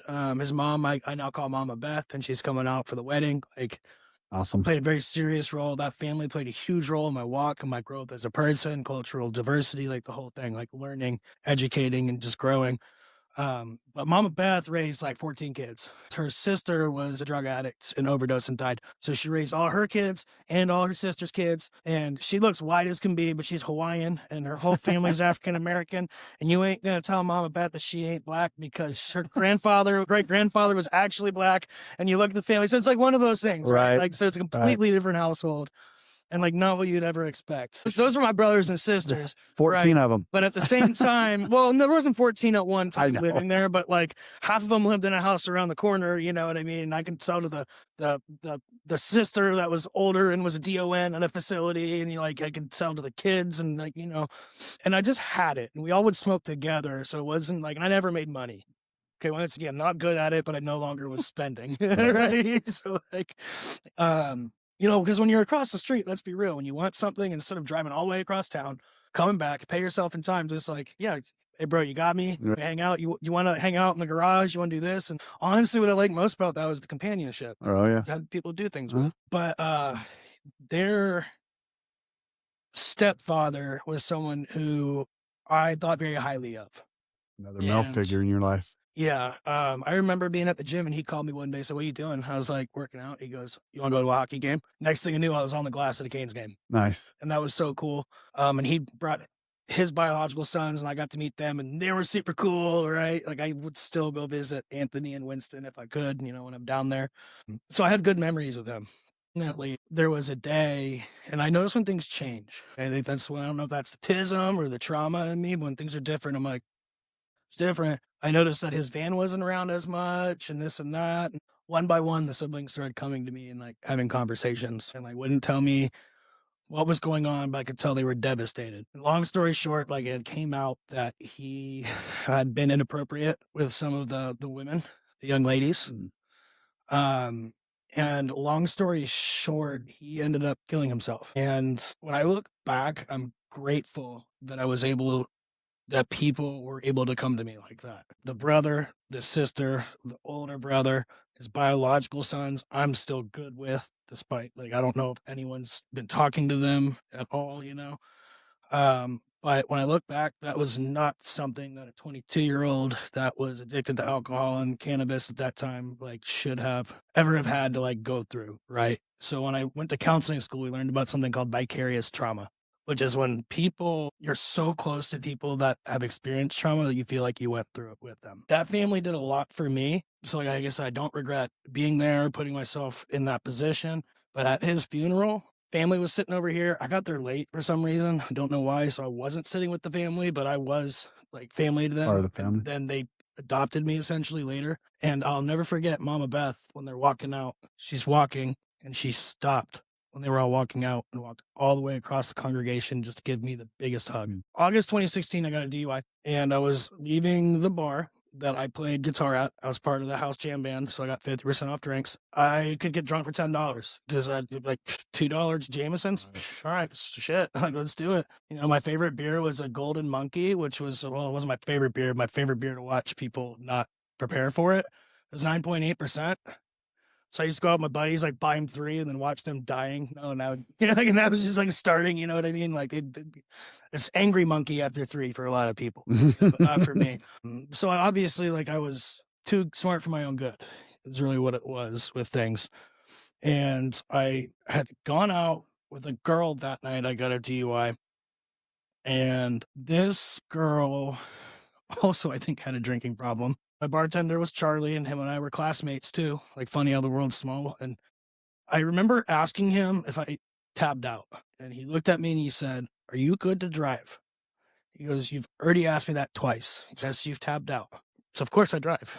And getting on the highway, and I had a minivan that I ripped the seats out of because I put kayaks in the back and would have like 6 people back there and whatever else, and hit the gas. My tires were spinning allegedly. Get on the highway. Less than a minute later, blue lights fly by me, right? And I'm like, whew. And then I keep driving and he's pulled over. And once I pass him, he pulls me over. And I remember calling my dad. And this was like the most disappointed I had ever heard him, to where like hit me right in the heart. He wasn't even mad. I called him. He said, "Hey son, what's up?" And I know now, like calling him in the morning, he's great. I called him yesterday morning. We had an awesome conversation. It was so cool. But in the mornings before life starts happening, you know, everyone's asleep, the whole deal. And he goes, "Hey son, what's up?" I'm like, he goes, "Where's your car?" And I was like, "Yeah, about that." I'm like, "I got a DUI." And he took a deep breath and he said, "Dude, we talked about this." And that was the hardest thing at that time of my life he had ever said to me. Without a doubt. I'm not kidding. That just hit me so hard because he wasn't even mad. I don't know if he would have been mad if I'd have been like more satisfied with it, you know, but he called me dude. He's never done that. Not once. That's the only time my whole life my dad's ever called me dude, to this day. No joke. So there I am in August. I got a DUI. So like God had grace for me when he gave me a DUI. And I can say that with complete transparency. Yeah, 3 months later I had a TBI related to alcohol. Okay. 3 months later, I'm sitting there and I don't want to be home for the holidays. I want to go home to Ohio and be like with my people. So I'm like, "Hey, like, can I get a Greyhound ticket for like my birthday and Christmas? Get it early. I want to go spend Thanksgiving at Stephen J's, which were the bodybuilding twins, or at the Christians." And they were like, "Sure." So got a Greyhound ticket, and man, a Greyhound sucks. You guys ever ridden a Greyhound? Horrible. Quite a bit. This was before I had a problem with Xanax, but I was like, damn, next time I do this, I'm eating a Xanax. And then like once I got there, I was like, you know what? No, I couldn't do that because the amount of like, you got to find your tickets and you got to be here for 15 minutes. Yeah. I wouldn't have made it. You know, it's like real dumbass thought. So I get to Ohio, I'm having a good time. And not even like in a weird way. I actually, Thanksgiving night, I hadn't smoked pot in 30 days. And I don't know why I hadn't smoked in 30 days, but I remember thinking about it. That was kind of significant. I was like, whoa, like that's the first time.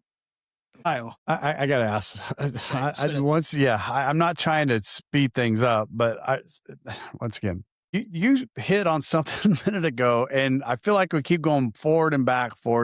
But when you were out on the street and you were doing the things that we talked about earlier, was that prior to this, during this, after this? Where was that at in your period of your addiction? I think that was going on after Logan died. Okay. Because that had began pretty quick. And then like the crack cocaine didn't get introduced until 2016.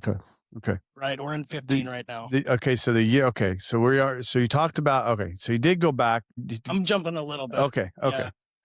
I'm just, the timeline is what I'm trying to keep straight. That lifestyle is what hard. introduced him to the crack No, cocaine. I got That's how you. that got brought up. I got you. We're getting close. Yeah, okay. We're getting pretty close because after the brain injury, it was Oxycontin like within a month. Okay. So we're getting pretty close. to fast forward, I was in Ohio, doing great, having a good time. I spent Thanksgiving with my sister and her in-laws, the same ones that were the car coming the other direction. Sober. And Logan was there. Sober. We were for the sober. most part. Yeah, Okay. there we were sober. I wasn't Okay. drinking there.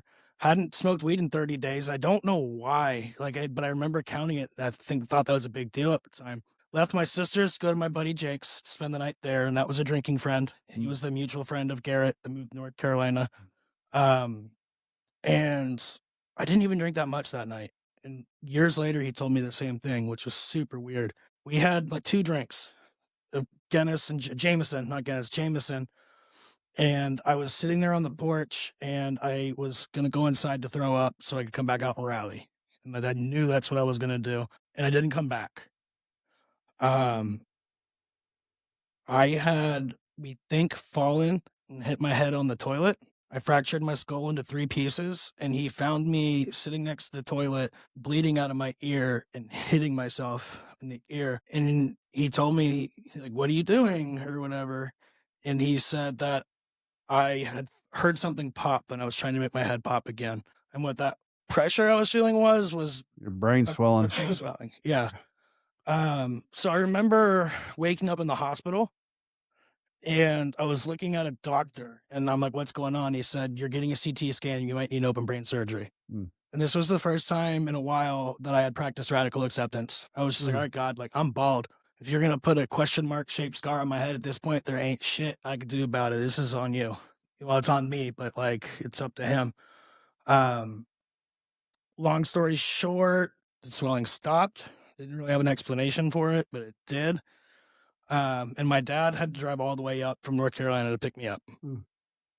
I had also been prescribed Percocets for a while in there too, because I had teeth surgery. So I was born genetically missing all my teeth. I only had the front 2. Jesus Christ, what the Yeah, hell all that's was wrong with you? I told you, bro. Jesus. It might go over 2 hours. There's a lot. There's a lot in there. So I was prescribed Percocet because, oh shit, we'll roll it up. We'll get the No, Jesus I'm into not it. trying to rush you. I'm just telling you, you're at an hour and 40. Yeah.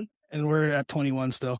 Yeah, we're at 21 still. So I was genetically missing all my teeth. All I had was the front 2. So in school, they called me Quattro because when I smile, you only saw 4 teeth, right? Which is like cool, you know, but it wasn't because like that's why I started getting big. That's why I got bullied. Right. And what ended up happening was I started doing the Muay Thai. I loved kicking people in the face. And I wanted people close, but at the same time, I didn't. I wanted people to like look at me, be like, oh, like shit, that's why he's missing teeth. I don't want to ask. You know what I mean? And like that wasn't who I was, but that was like Right. the Self-defense mechanism. No, it was, you know, and it, like I analyzed that way later in my recovery. So I had Percocets for that, and then I got Percocets for my brain injury, which was I didn't ask for it; they were just giving them to me, and that was like valid at that time. Mm. And when I came back, I had to drop out of school because things weren't like processing the right way. I had permanently lost my sense of smell and 50% of my hearing. So I got 60 in one ear and 40 in the other. And like my sense of smell is cool because God's like bringing it back. And that's like pretty new. It's like a very recent thing. Like this morning, I put this on. I was like, that smells different. You know, like it's starting to come back, which is really praise God, you know. Started a get well job at Planet Fitness. Okay, that's where the Xanax started happening. That was a really happy job. Just telling everyone they're doing a great job, you know, smile, be friendly, sell memberships. Like I actually do have a really good background in sales as long as it's not drugs. And I had a coworker there that was selling me Oxycontin. Like for $10, he'd bring me like 3 or 4 like reds, greens, or blues. And I would just take 180 milligrams, stay high for 48 hours. I stopped that because I'm like, that's heroin. And I'm like, I've read Clapton's book. I've read Nikki Sixx's book. Like that's no go. So stopped that and immediately started eating Xanax. Immediately. And I think in there was also when like the selling myself was going on because it was kind of like blocking everything out. Right. You know what I mean? It's like the shame, the guilt, all the things. There was excess money. Signed a guy up named Charles for a membership who was my age. And he was basically like the whole team lead at Target across the street. Got him to buy the expensive membership and feel good about doing it. And like months later, we were working out. He goes, bro, I hate you because now I'm paying for something that I'm in a contract that I don't use. He goes, but I loved how you made me feel good doing it. Why don't you come work with me at Starbucks across the street? I'll pay you $3 more an hour, which is sweet for the 89 and a half days that I worked there. Once I got that raise, I was making enough where my parents were like, hey, you can't stay here anymore. Like, you're making enough, like, go make a big boy move. But then I was living on my own, addicted to Xanax, Dangerous. drinking with it, and, like, you can't work at Starbucks on Xanax, dude. You can't, because there's too much stuff going on. I got fired, they say, for giving a couple caffeinated coffee when they asked for decaf, and I believe I did that, you know? But really it was because of the drugs, right? When I got kicked out of that place, I don't know what happened that night. No one's ever told me. I think maybe we'll ask my brother when he's here. He might have a better idea. But I got kicked out of where I was living, and instead of allowing me to come home, my parents had offered to put me in a motel for a weekend. And in my mind, I think that they were going to see if I was going to go find a job or whatever, you know, like go from there. But they put me in a crack motel. Right, that was before I was really smoking crack, I think. And that wasn't the spot because it was also right next door to the bar that I could get drunk for $8 at. So that day, instead of finding a job, I went to the bar, and I don't know what happened there either. Xanax and alcohol isn't a good mix, but I was barred from the bar.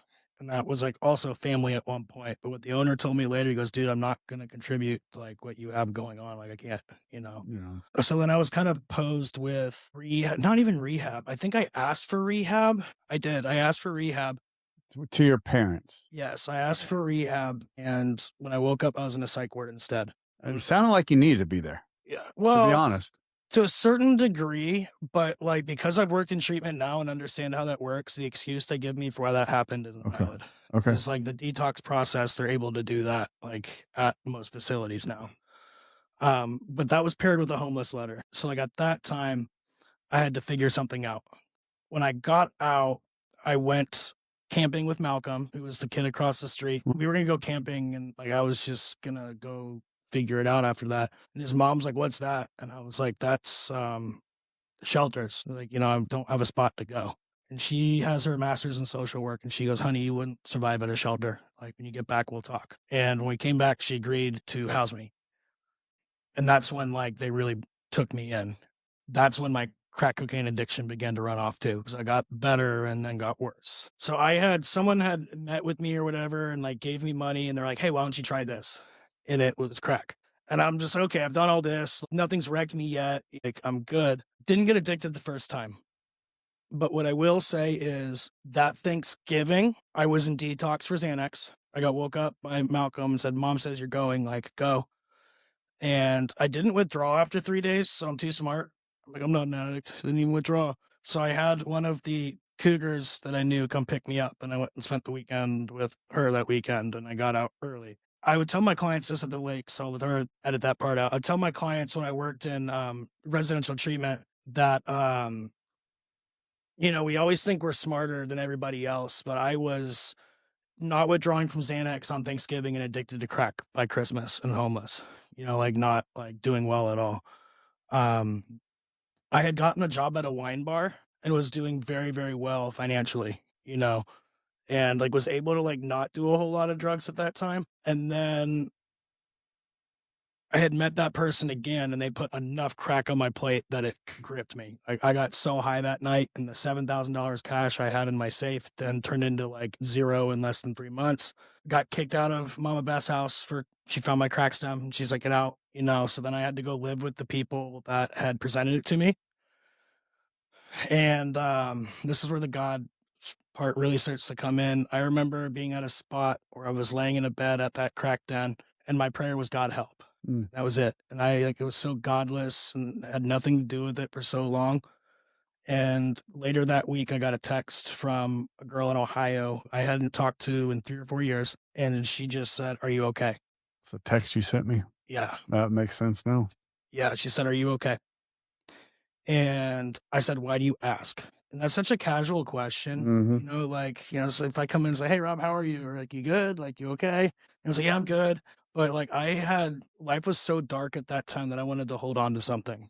And it was so random. And she said, "Tell me you're okay. Tell me you're not using, and tell me you're living all right." And I just sent her 3 periods back. Speechless. I got a lot to say usually. She tried to call me, and I was declining it because I was sitting there with like $500 in crack cocaine on the table and people around me.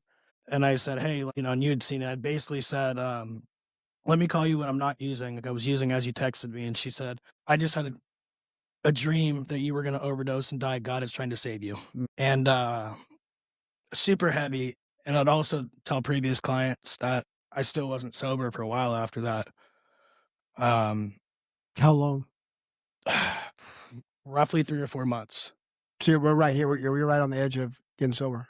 3 or 4 months before going to rehab. But even then, like I had a round with meth after that. So, yeah, so that happened. And then a lot happened really fast. I'd lost my job at the wine bar. I was still working at the wine bar while living in this crack den and like was able to do that. I was also working a security job on the weekends at a bar and like was pretty good at that, honestly. So I think, and Fuck, you could have been Superman at that point. You didn't. I mean, you're Fuck. I mean, I'm just. Yeah, you got so much so fucking going on with you. You in your brain, you were everything at that point. So it wouldn't. That's my point. I had been really broken down. I was very broken though there at the end. Like when I was when you're 3 months from getting sober, you're broke. Yeah, when I got to the God help, my parents had changed the locks on their doors, right? Like So it was all. I don't want to continue to go into the mess, right? Because it looks like you're trying. No, my point is you're starting to work out of the mess because we've worked through that.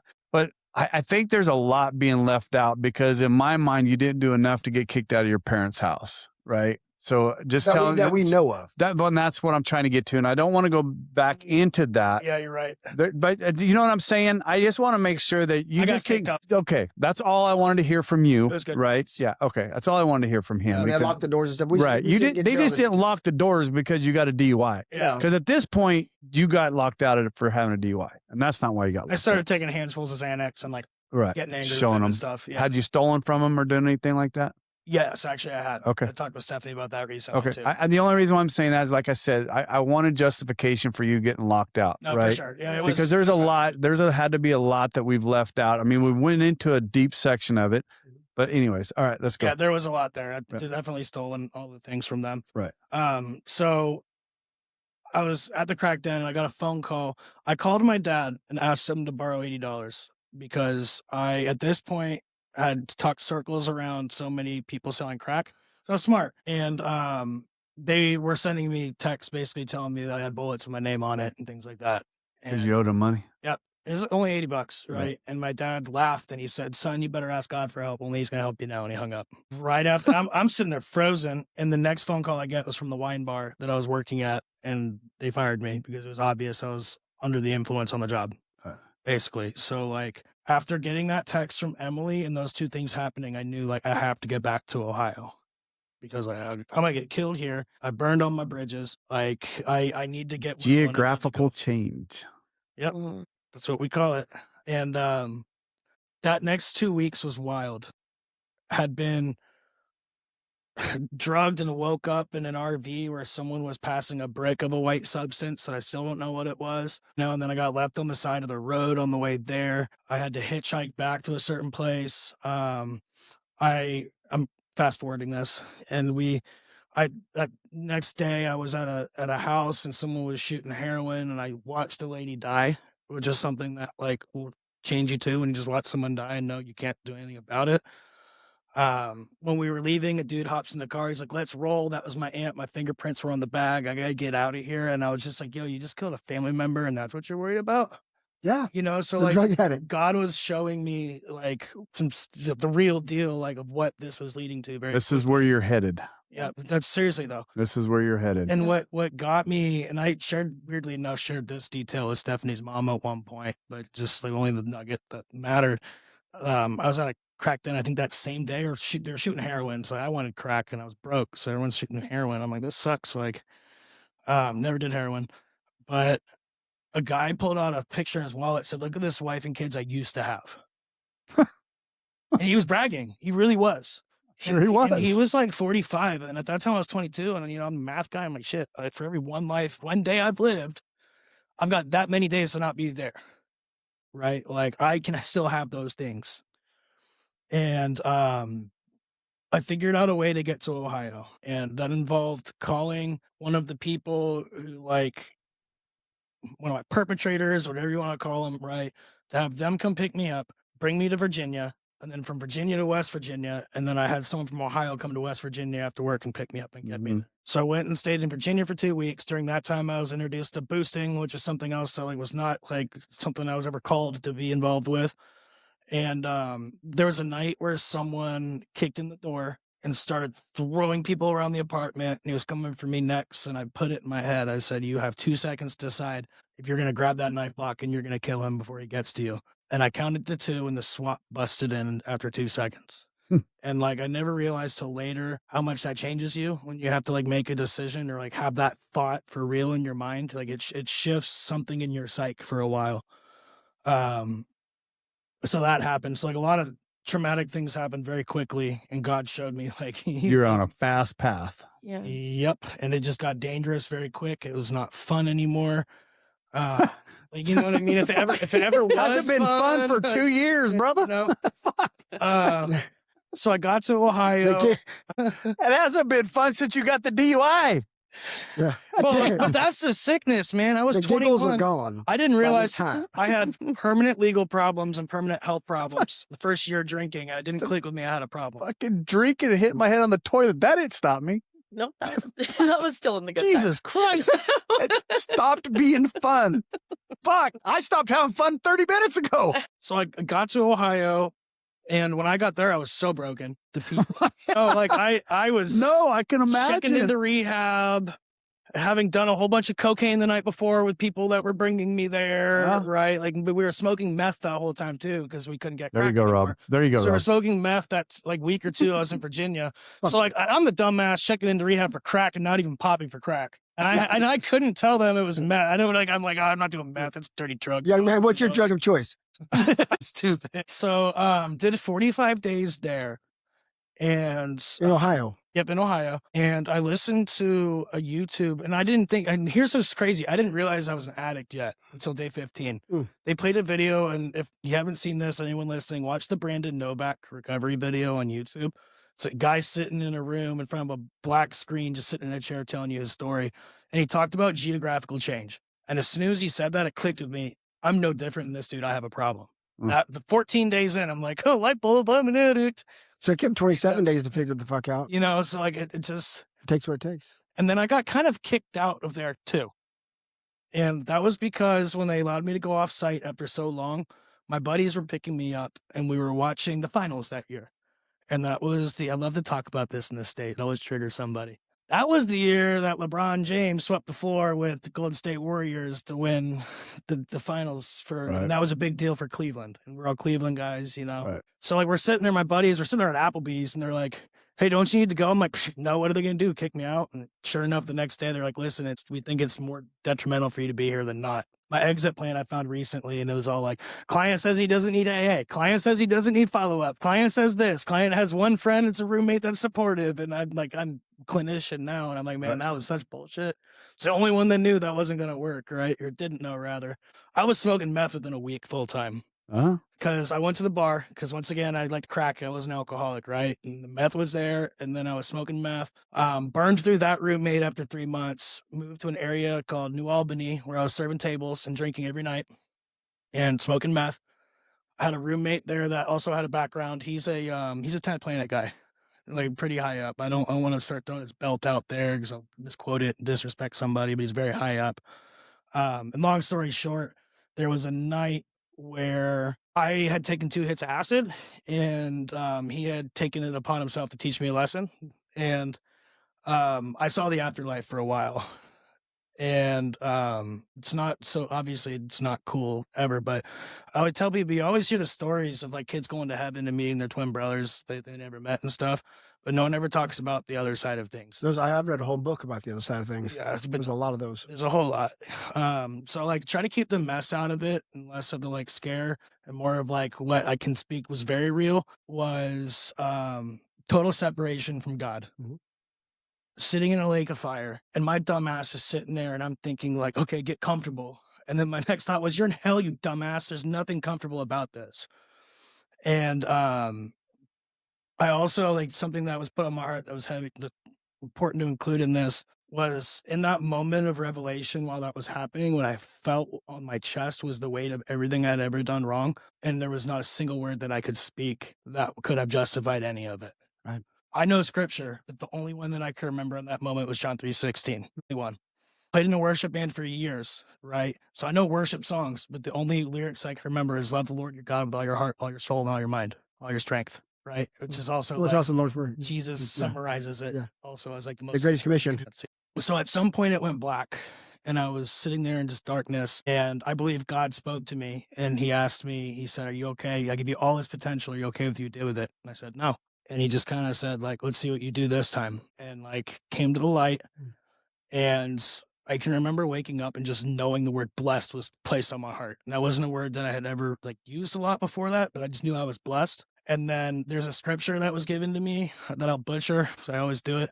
But it's basically that the love of money and envy is like the root of all evil and demise of all mankind. Right? And there's a verse somewhere in there. The Apostle Paul. Yeah. Also something that was totally taboo to me. I'm like, where did that come from? Those are some crazy words, you know?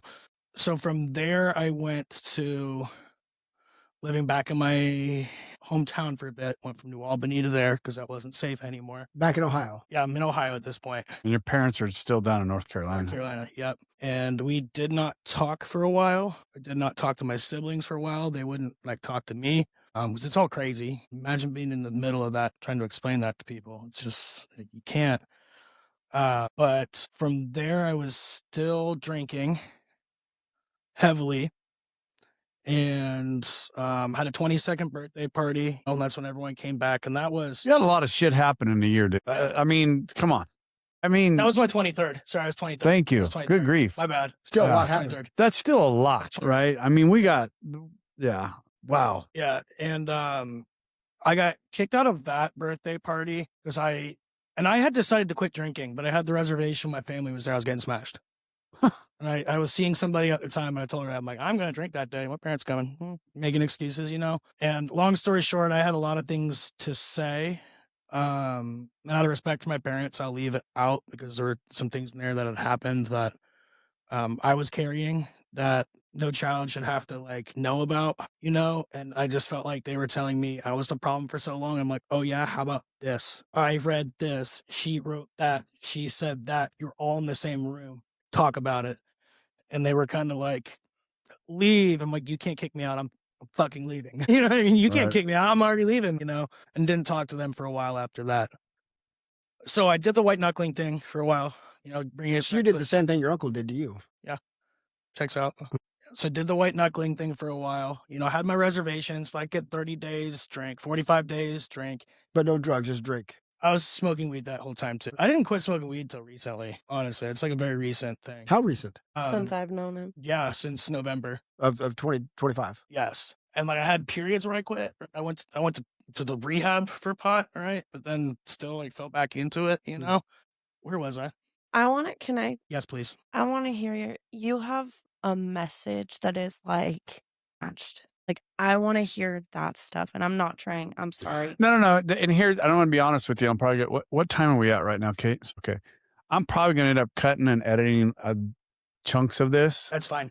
Please do. And the reason why is there's a lot to me that's not pertinent to your story. For sure. There's some stuff that's extremely pertinent to your story and some stuff that I think can just be left out, right? I don't like the mess as much as I like, Amen. right? Yeah. We went pretty deep into the mess. Some of this I may not cut it out, but we went pretty deep into the mess. Sure. I think you got a recovery story that I want to hear, right? Yeah. I'm this close to that. Okay. Literally, I'm bringing. I mean, I'm trying not to be an asshole. Yeah, you know what I mean? I'm trying not to That's say, what you wanna hear? hurry up. But No, you're good. I'm trying. I mean, we're 2 hours into this and we got to get recovery in here. That's how I got my sponsor. Okay. Was after white knuckling. I relapsed on meth after like a year of not using meth. And I just realized like, okay, obviously there's still something wrong with me if I'm still like going back to the Yes. So I was at the YMCA and there was a gentleman there who I knew used to be a chaplain.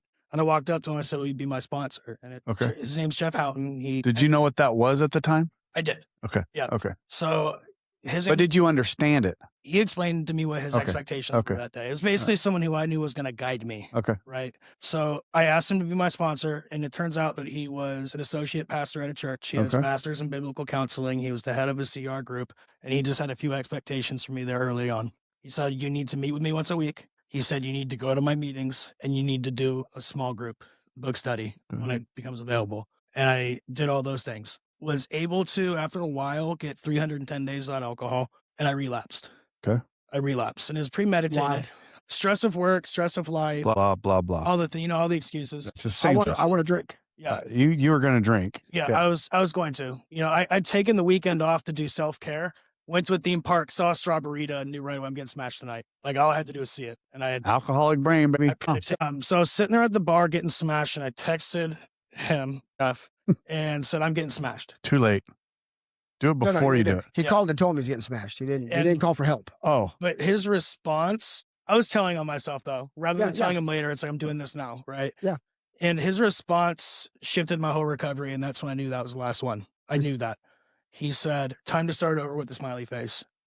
Okay. And I realized that I was only letting myself down, that everyone around me wanted to see me succeed, and I was only hurting myself at this point, and disappointing people, yes, but like, it was up to me. So I did a 12-step with him and some guys. It was during COVID, and really awesome, because we start with 8 and end up with 4, and we decided to still meet. We just sat in each corner of the room, I can honestly say that I wasn't fully prepared to surrender everything at that time. Obviously. But I was able to quit drinking for sure. And then life got better. I got a sales job, and that sales job came off of seeing a preacher named Todd White. That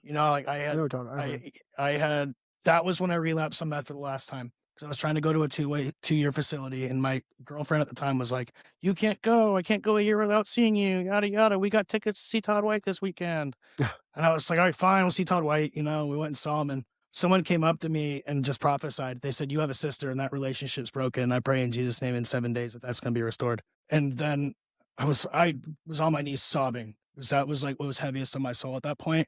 And I looked at him, I said, does the word California mean anything to you? He goes, no, praise God, see you later. And I was like, God, like, just give me some dumbass word, California, freaking, see me prophesy in your name again. It's kind of frustrated, that obviously came to fruition, years later. So I'm here, I'm in California. And, so on the way back from that, I got the call from the furniture company, and they were like, hey, did you apply for a job for sales? I'm like, yeah. They're like, why don't you come interview? I'm like, I got nothing to lose. Screw it. And at the interview, they're like, why have you had 11 jobs? I said, I'm alcoholic. And he said, well, we're a family-owned company. If you communicate with us, we'll work with you. Like, I appreciate your honesty. And that was really cool. And I went from making like $6,000 a year to like almost $60,000 a year in a state where minimum wage is $8 an hour, and like it gave me something to build on. That worked until it didn't, naturally. That worked until it didn't. Dealing with people during COVID was hard. It was really hard. Because everyone was entitled to spending money that wasn't even theirs. And then Lazy Boy was backed up for 12 months, right? No one wants to wait 12 months after spending $2,000 on a chair. And I started smoking marijuana like more heavy and religiously. I was high at work all the time. Had killer numbers. Boss caught me smoking at work, and he was just like, what are you doing? I'm smoking a cigarette. Like, yeah, okay, Parker. So, like, when you're number 5 salesman in the company, you know what I mean? Across 5 stores and 70 guys or whatever, it's like, all right, like, it's everything's numbers, I ended up totaling my car one day, and that was important to me because it was the car that I wanted, the V6, 6-speed, the leather, all the stuff. And that was a big piece of my identity, right? So that happened. And then my patience got so short that one day a female came in and like bought like $12,000 in furniture without me having to lift a finger. But her attitude made me want to say, F you, I don't need your money, and walk out. And I was sitting there knowing I'm gonna make $1,000 on this sale. I didn't do a thing, and I can't deal with her, and she's the problem. And the owner of the company happened to be at the store that day, and I said, Bo, like, I need help.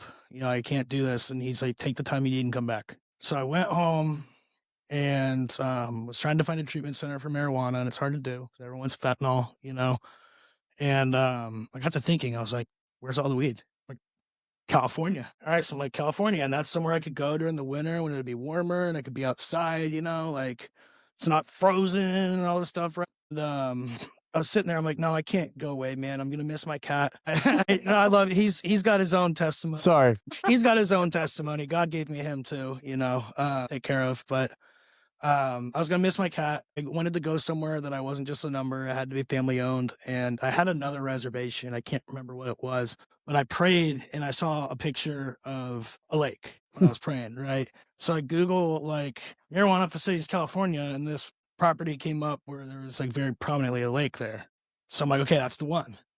And I flew out, seek treatment, things. That's when I really processed Logan's death. Like I cried like every day in a group for a while and like learned how to grieve. Right. When he died, my parents forbid me to go to the funeral, you know, and like later on I realized like I never was taught how to feel things. Mm. You know, like that's how we do, you know.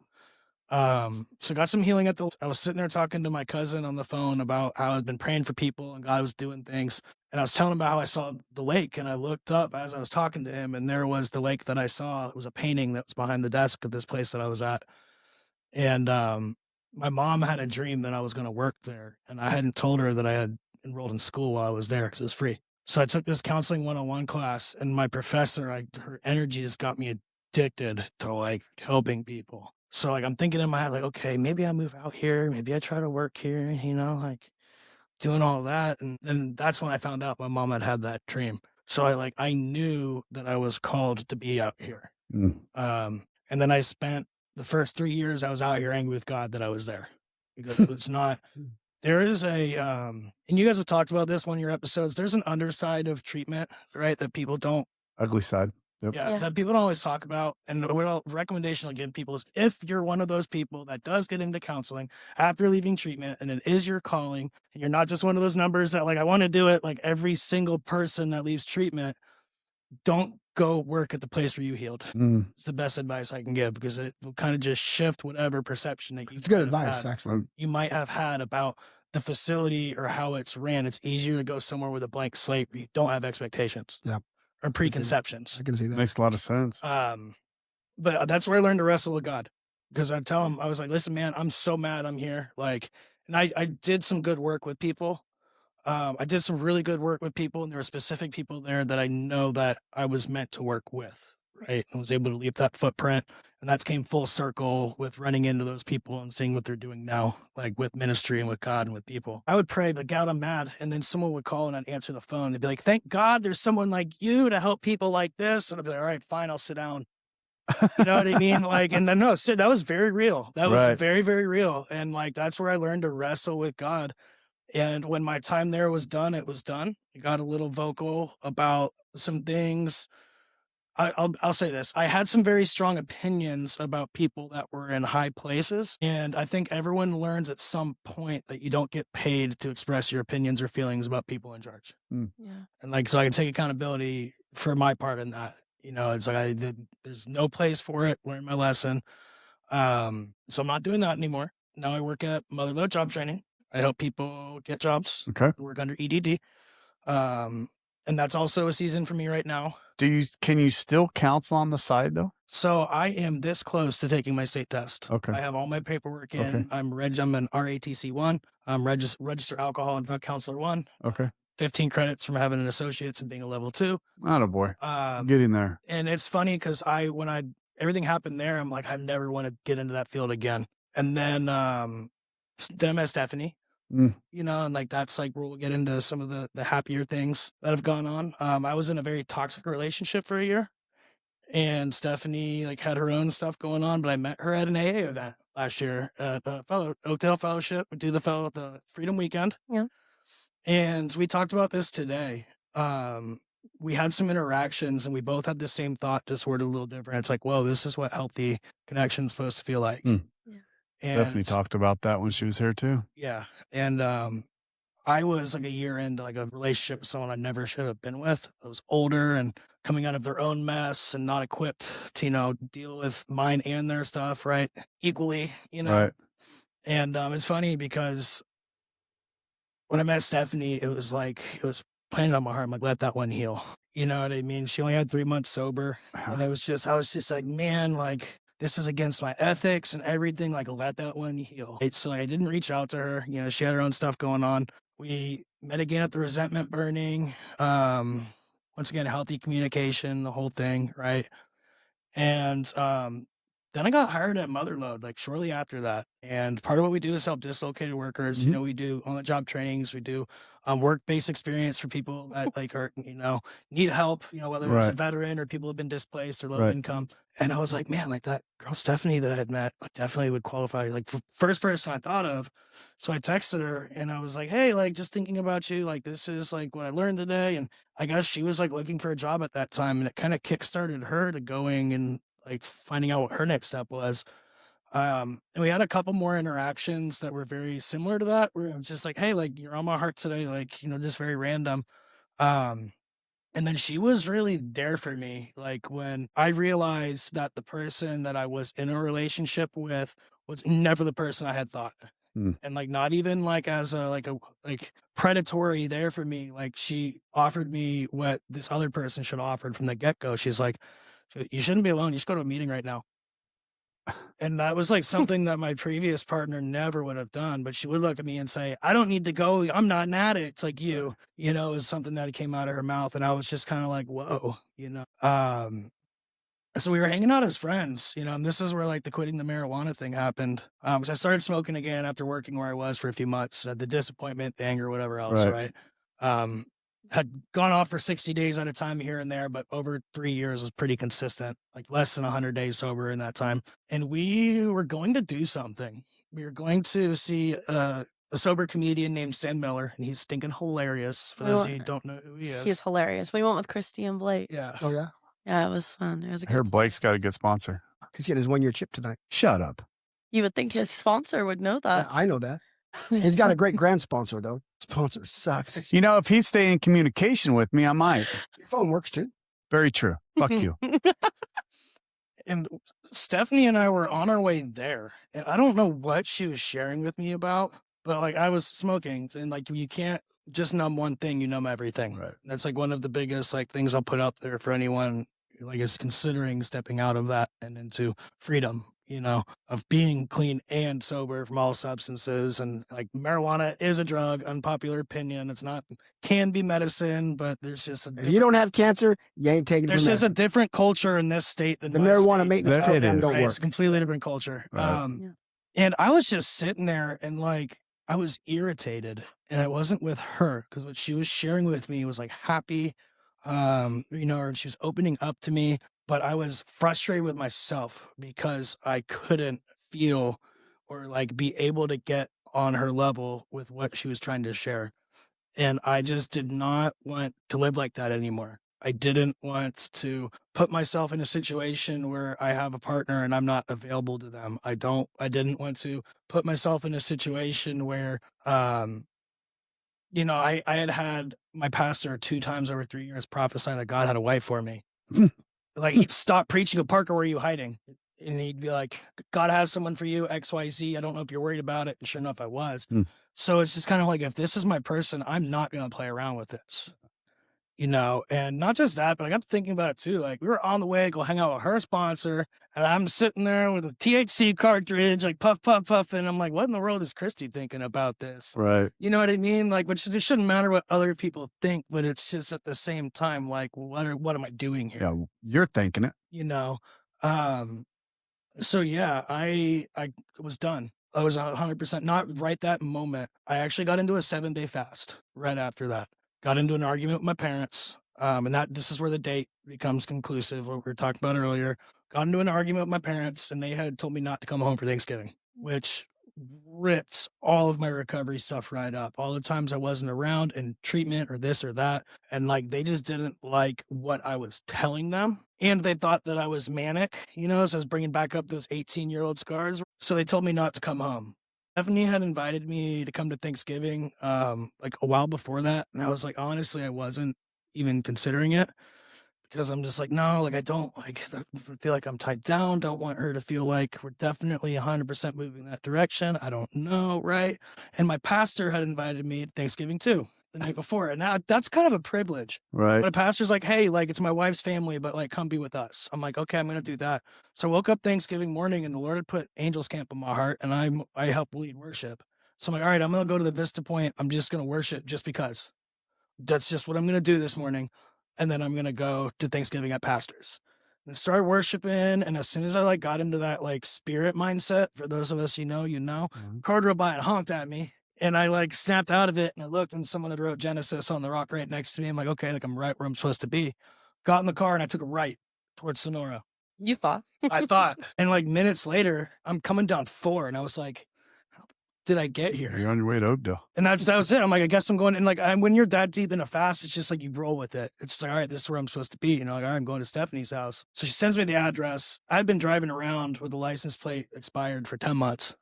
One bad than I got pulled over in Oakdale. And I had had that vision months previously at that same intersection. I just like, man, this is going to be the spot. I'm going to get pulled over and know it. Got pulled over for tags. God just felt bad for me. He gave me a written warning. I think he felt bad for me, but like I've had other police interactions and got no grace, right? So like that was pretty cool. But you weren't high. I also wasn't high, so there's that too. And got to Stephanie's parents' house and I came in through the garage and like, we've talked about Ohio and Cleveland and the wall, Cleveland Browns banners. Look on the ceiling, there's fishing rods for days. Yeah. Walk in, dad's from Ohio State Buckeyes. I go all the way across. My dad's from Ohio. Oh yeah. He's a guitar collector. So like, dude basically has all the same stuff in common as me. But like when you're like 5 or 6 days into a fast and you're seeing all these things, it's like, okay, God's winking at you. Mm. And her grandmother asked me to bless the food that night, which is also super weird. Like I'm just here, observing. And when I was done, her dad, he like really isn't like 100% there with his belief yet. He'll tell you he's not a God-fearing man. Like, he'll get there. We'll all get there. But he looked at me and said, Parker with the home run. So then it was also like her family was able to see me where I was and accept my spirituality and like that walk and not call me crazy or whatever. And like at that time, my family couldn't see it. So I'm like, okay, like they're just absorbing me as their own. This is really cool. Additional. And Stephanie and I had kind of had the conversation about like, okay, like if we're feeling like this is moving a certain direction, like we need to have a conversation because we wouldn't want the rooms to become an unsafe place for anybody. Right. And then like once we spent some time together, like I just fell so in love with her. Pretty easy. No, it's easy. I mean, look at her. Pretty easy. And you guys have been through a lot together. I mean, so a lot separately, but actually together at the same time, right? I mean, just your stories, a lot alike. Yeah. There's a lot of similarities to your stories.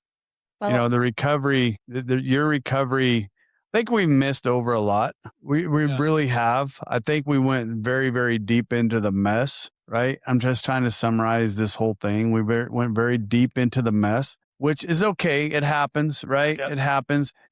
When Stephanie was here, she had such a messy past. It took us a while to get out of it, right?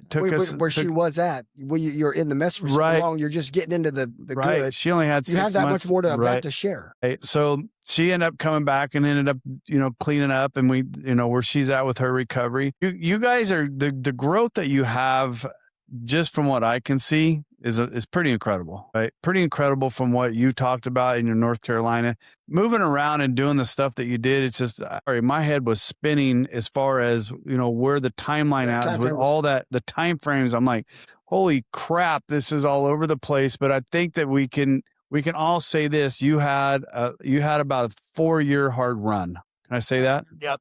4 years, right? How old are you now, Parker? I'm 31. Yeah. So in that you had, if I had to say it, you had a 4 years of pretty hard run. Yep. And then you got sober. You've been sober now for 6 years? Yes. I haven't had a drink. I haven't had a drink. Alcohol. Yeah, Sorry. alcohol. I know we specify. So I haven't had a drink in 5.5 years. Okay. Yeah. So 5.5 years. So pot November. Yeah. So let's just wrap this up. Where are you at with your steps? Have you ever done your steps? Yes. So I did them and gave everything to them this last year because I did my steps with my sponsor and like was able to put them through CR. Yep. You did steps through CR. So you are a CR CR person, right? Yep. Have you been to an AA meeting? I have. Okay. It didn't click with me right away because to me right away it felt ritualistic right out the gate, like super early in my recovery. But I was like, 48 hours off of meth in hell. So it's Okay. kind of like, who was I to like place any kind of judgment? Right. Just be transparent. My sponsor just happened to be CR. CR. This last go round with the steps, I wanted to do it legit. So it was like everything that I could give to God, control, anxiety, the marijuana, all of it. I had all of that in my books. And So if somebody had asked you right now how long you've been clean and sober, what would be your answer? since November. Okay. Yeah. All right. And that was right at the end of that. And this is like how good God is too. Like I wanted to quit pot that whole time. I was working those steps, but right at the end of that set, like I was 1 week away from finishing my steps when all of that had transpired with Stephanie. It just happened to coincide. During that time too, I had a hard conversation with my parents where we put everything on the table. And like since then, like everything has been crazy. Stephanie's been a witness to all of it.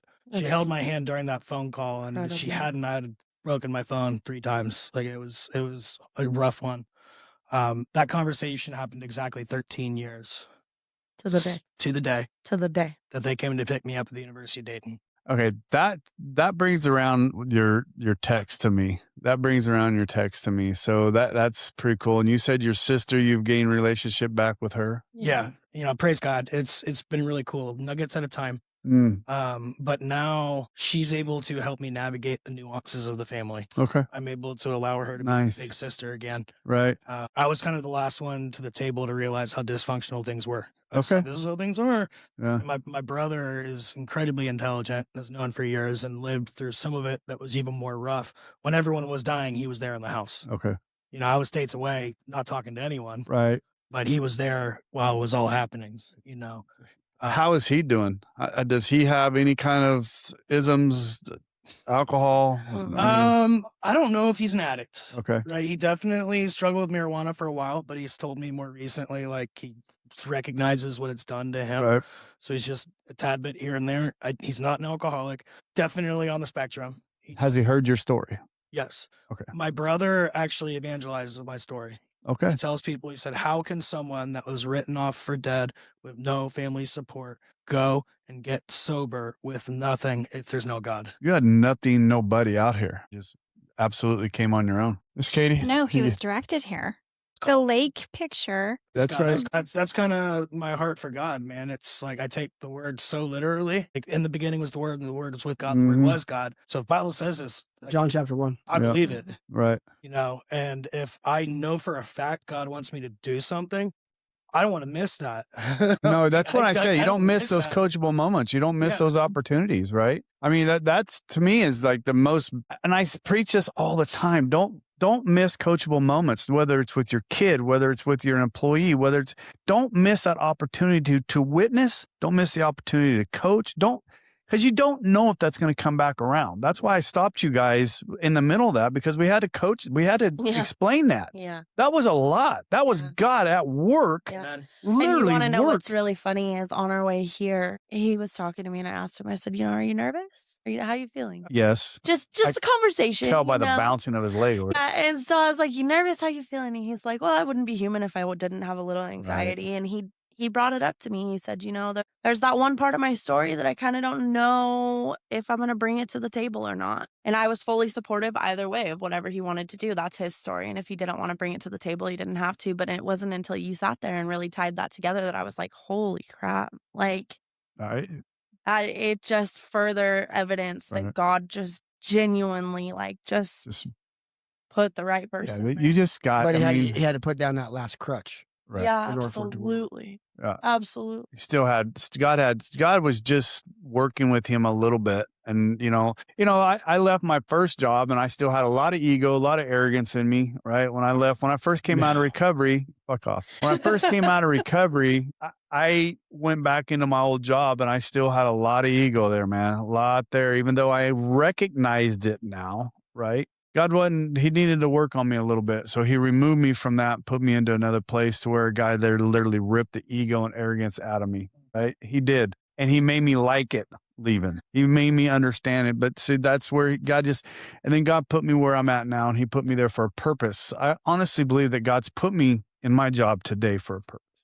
And I believe that God put you two together for a purpose. And that purpose is to And it's your job to find out what that is. it is. Yeah. It absolutely is. There's something there that you two, God just put you Because through. you're right. I mean, not only Right. equally yoked spiritually, but you're also Abs- equally yoked, Experience. well, Your experience. recovery wise. Yes. Because you just quit, really. So you are right. Your recoveries, Yeah. and I mean, and no disrespect. But well, I mean, no disrespect to his alcohol, right? Because he had that. Yeah. But clean and sober, he's only got since November, Yep. right?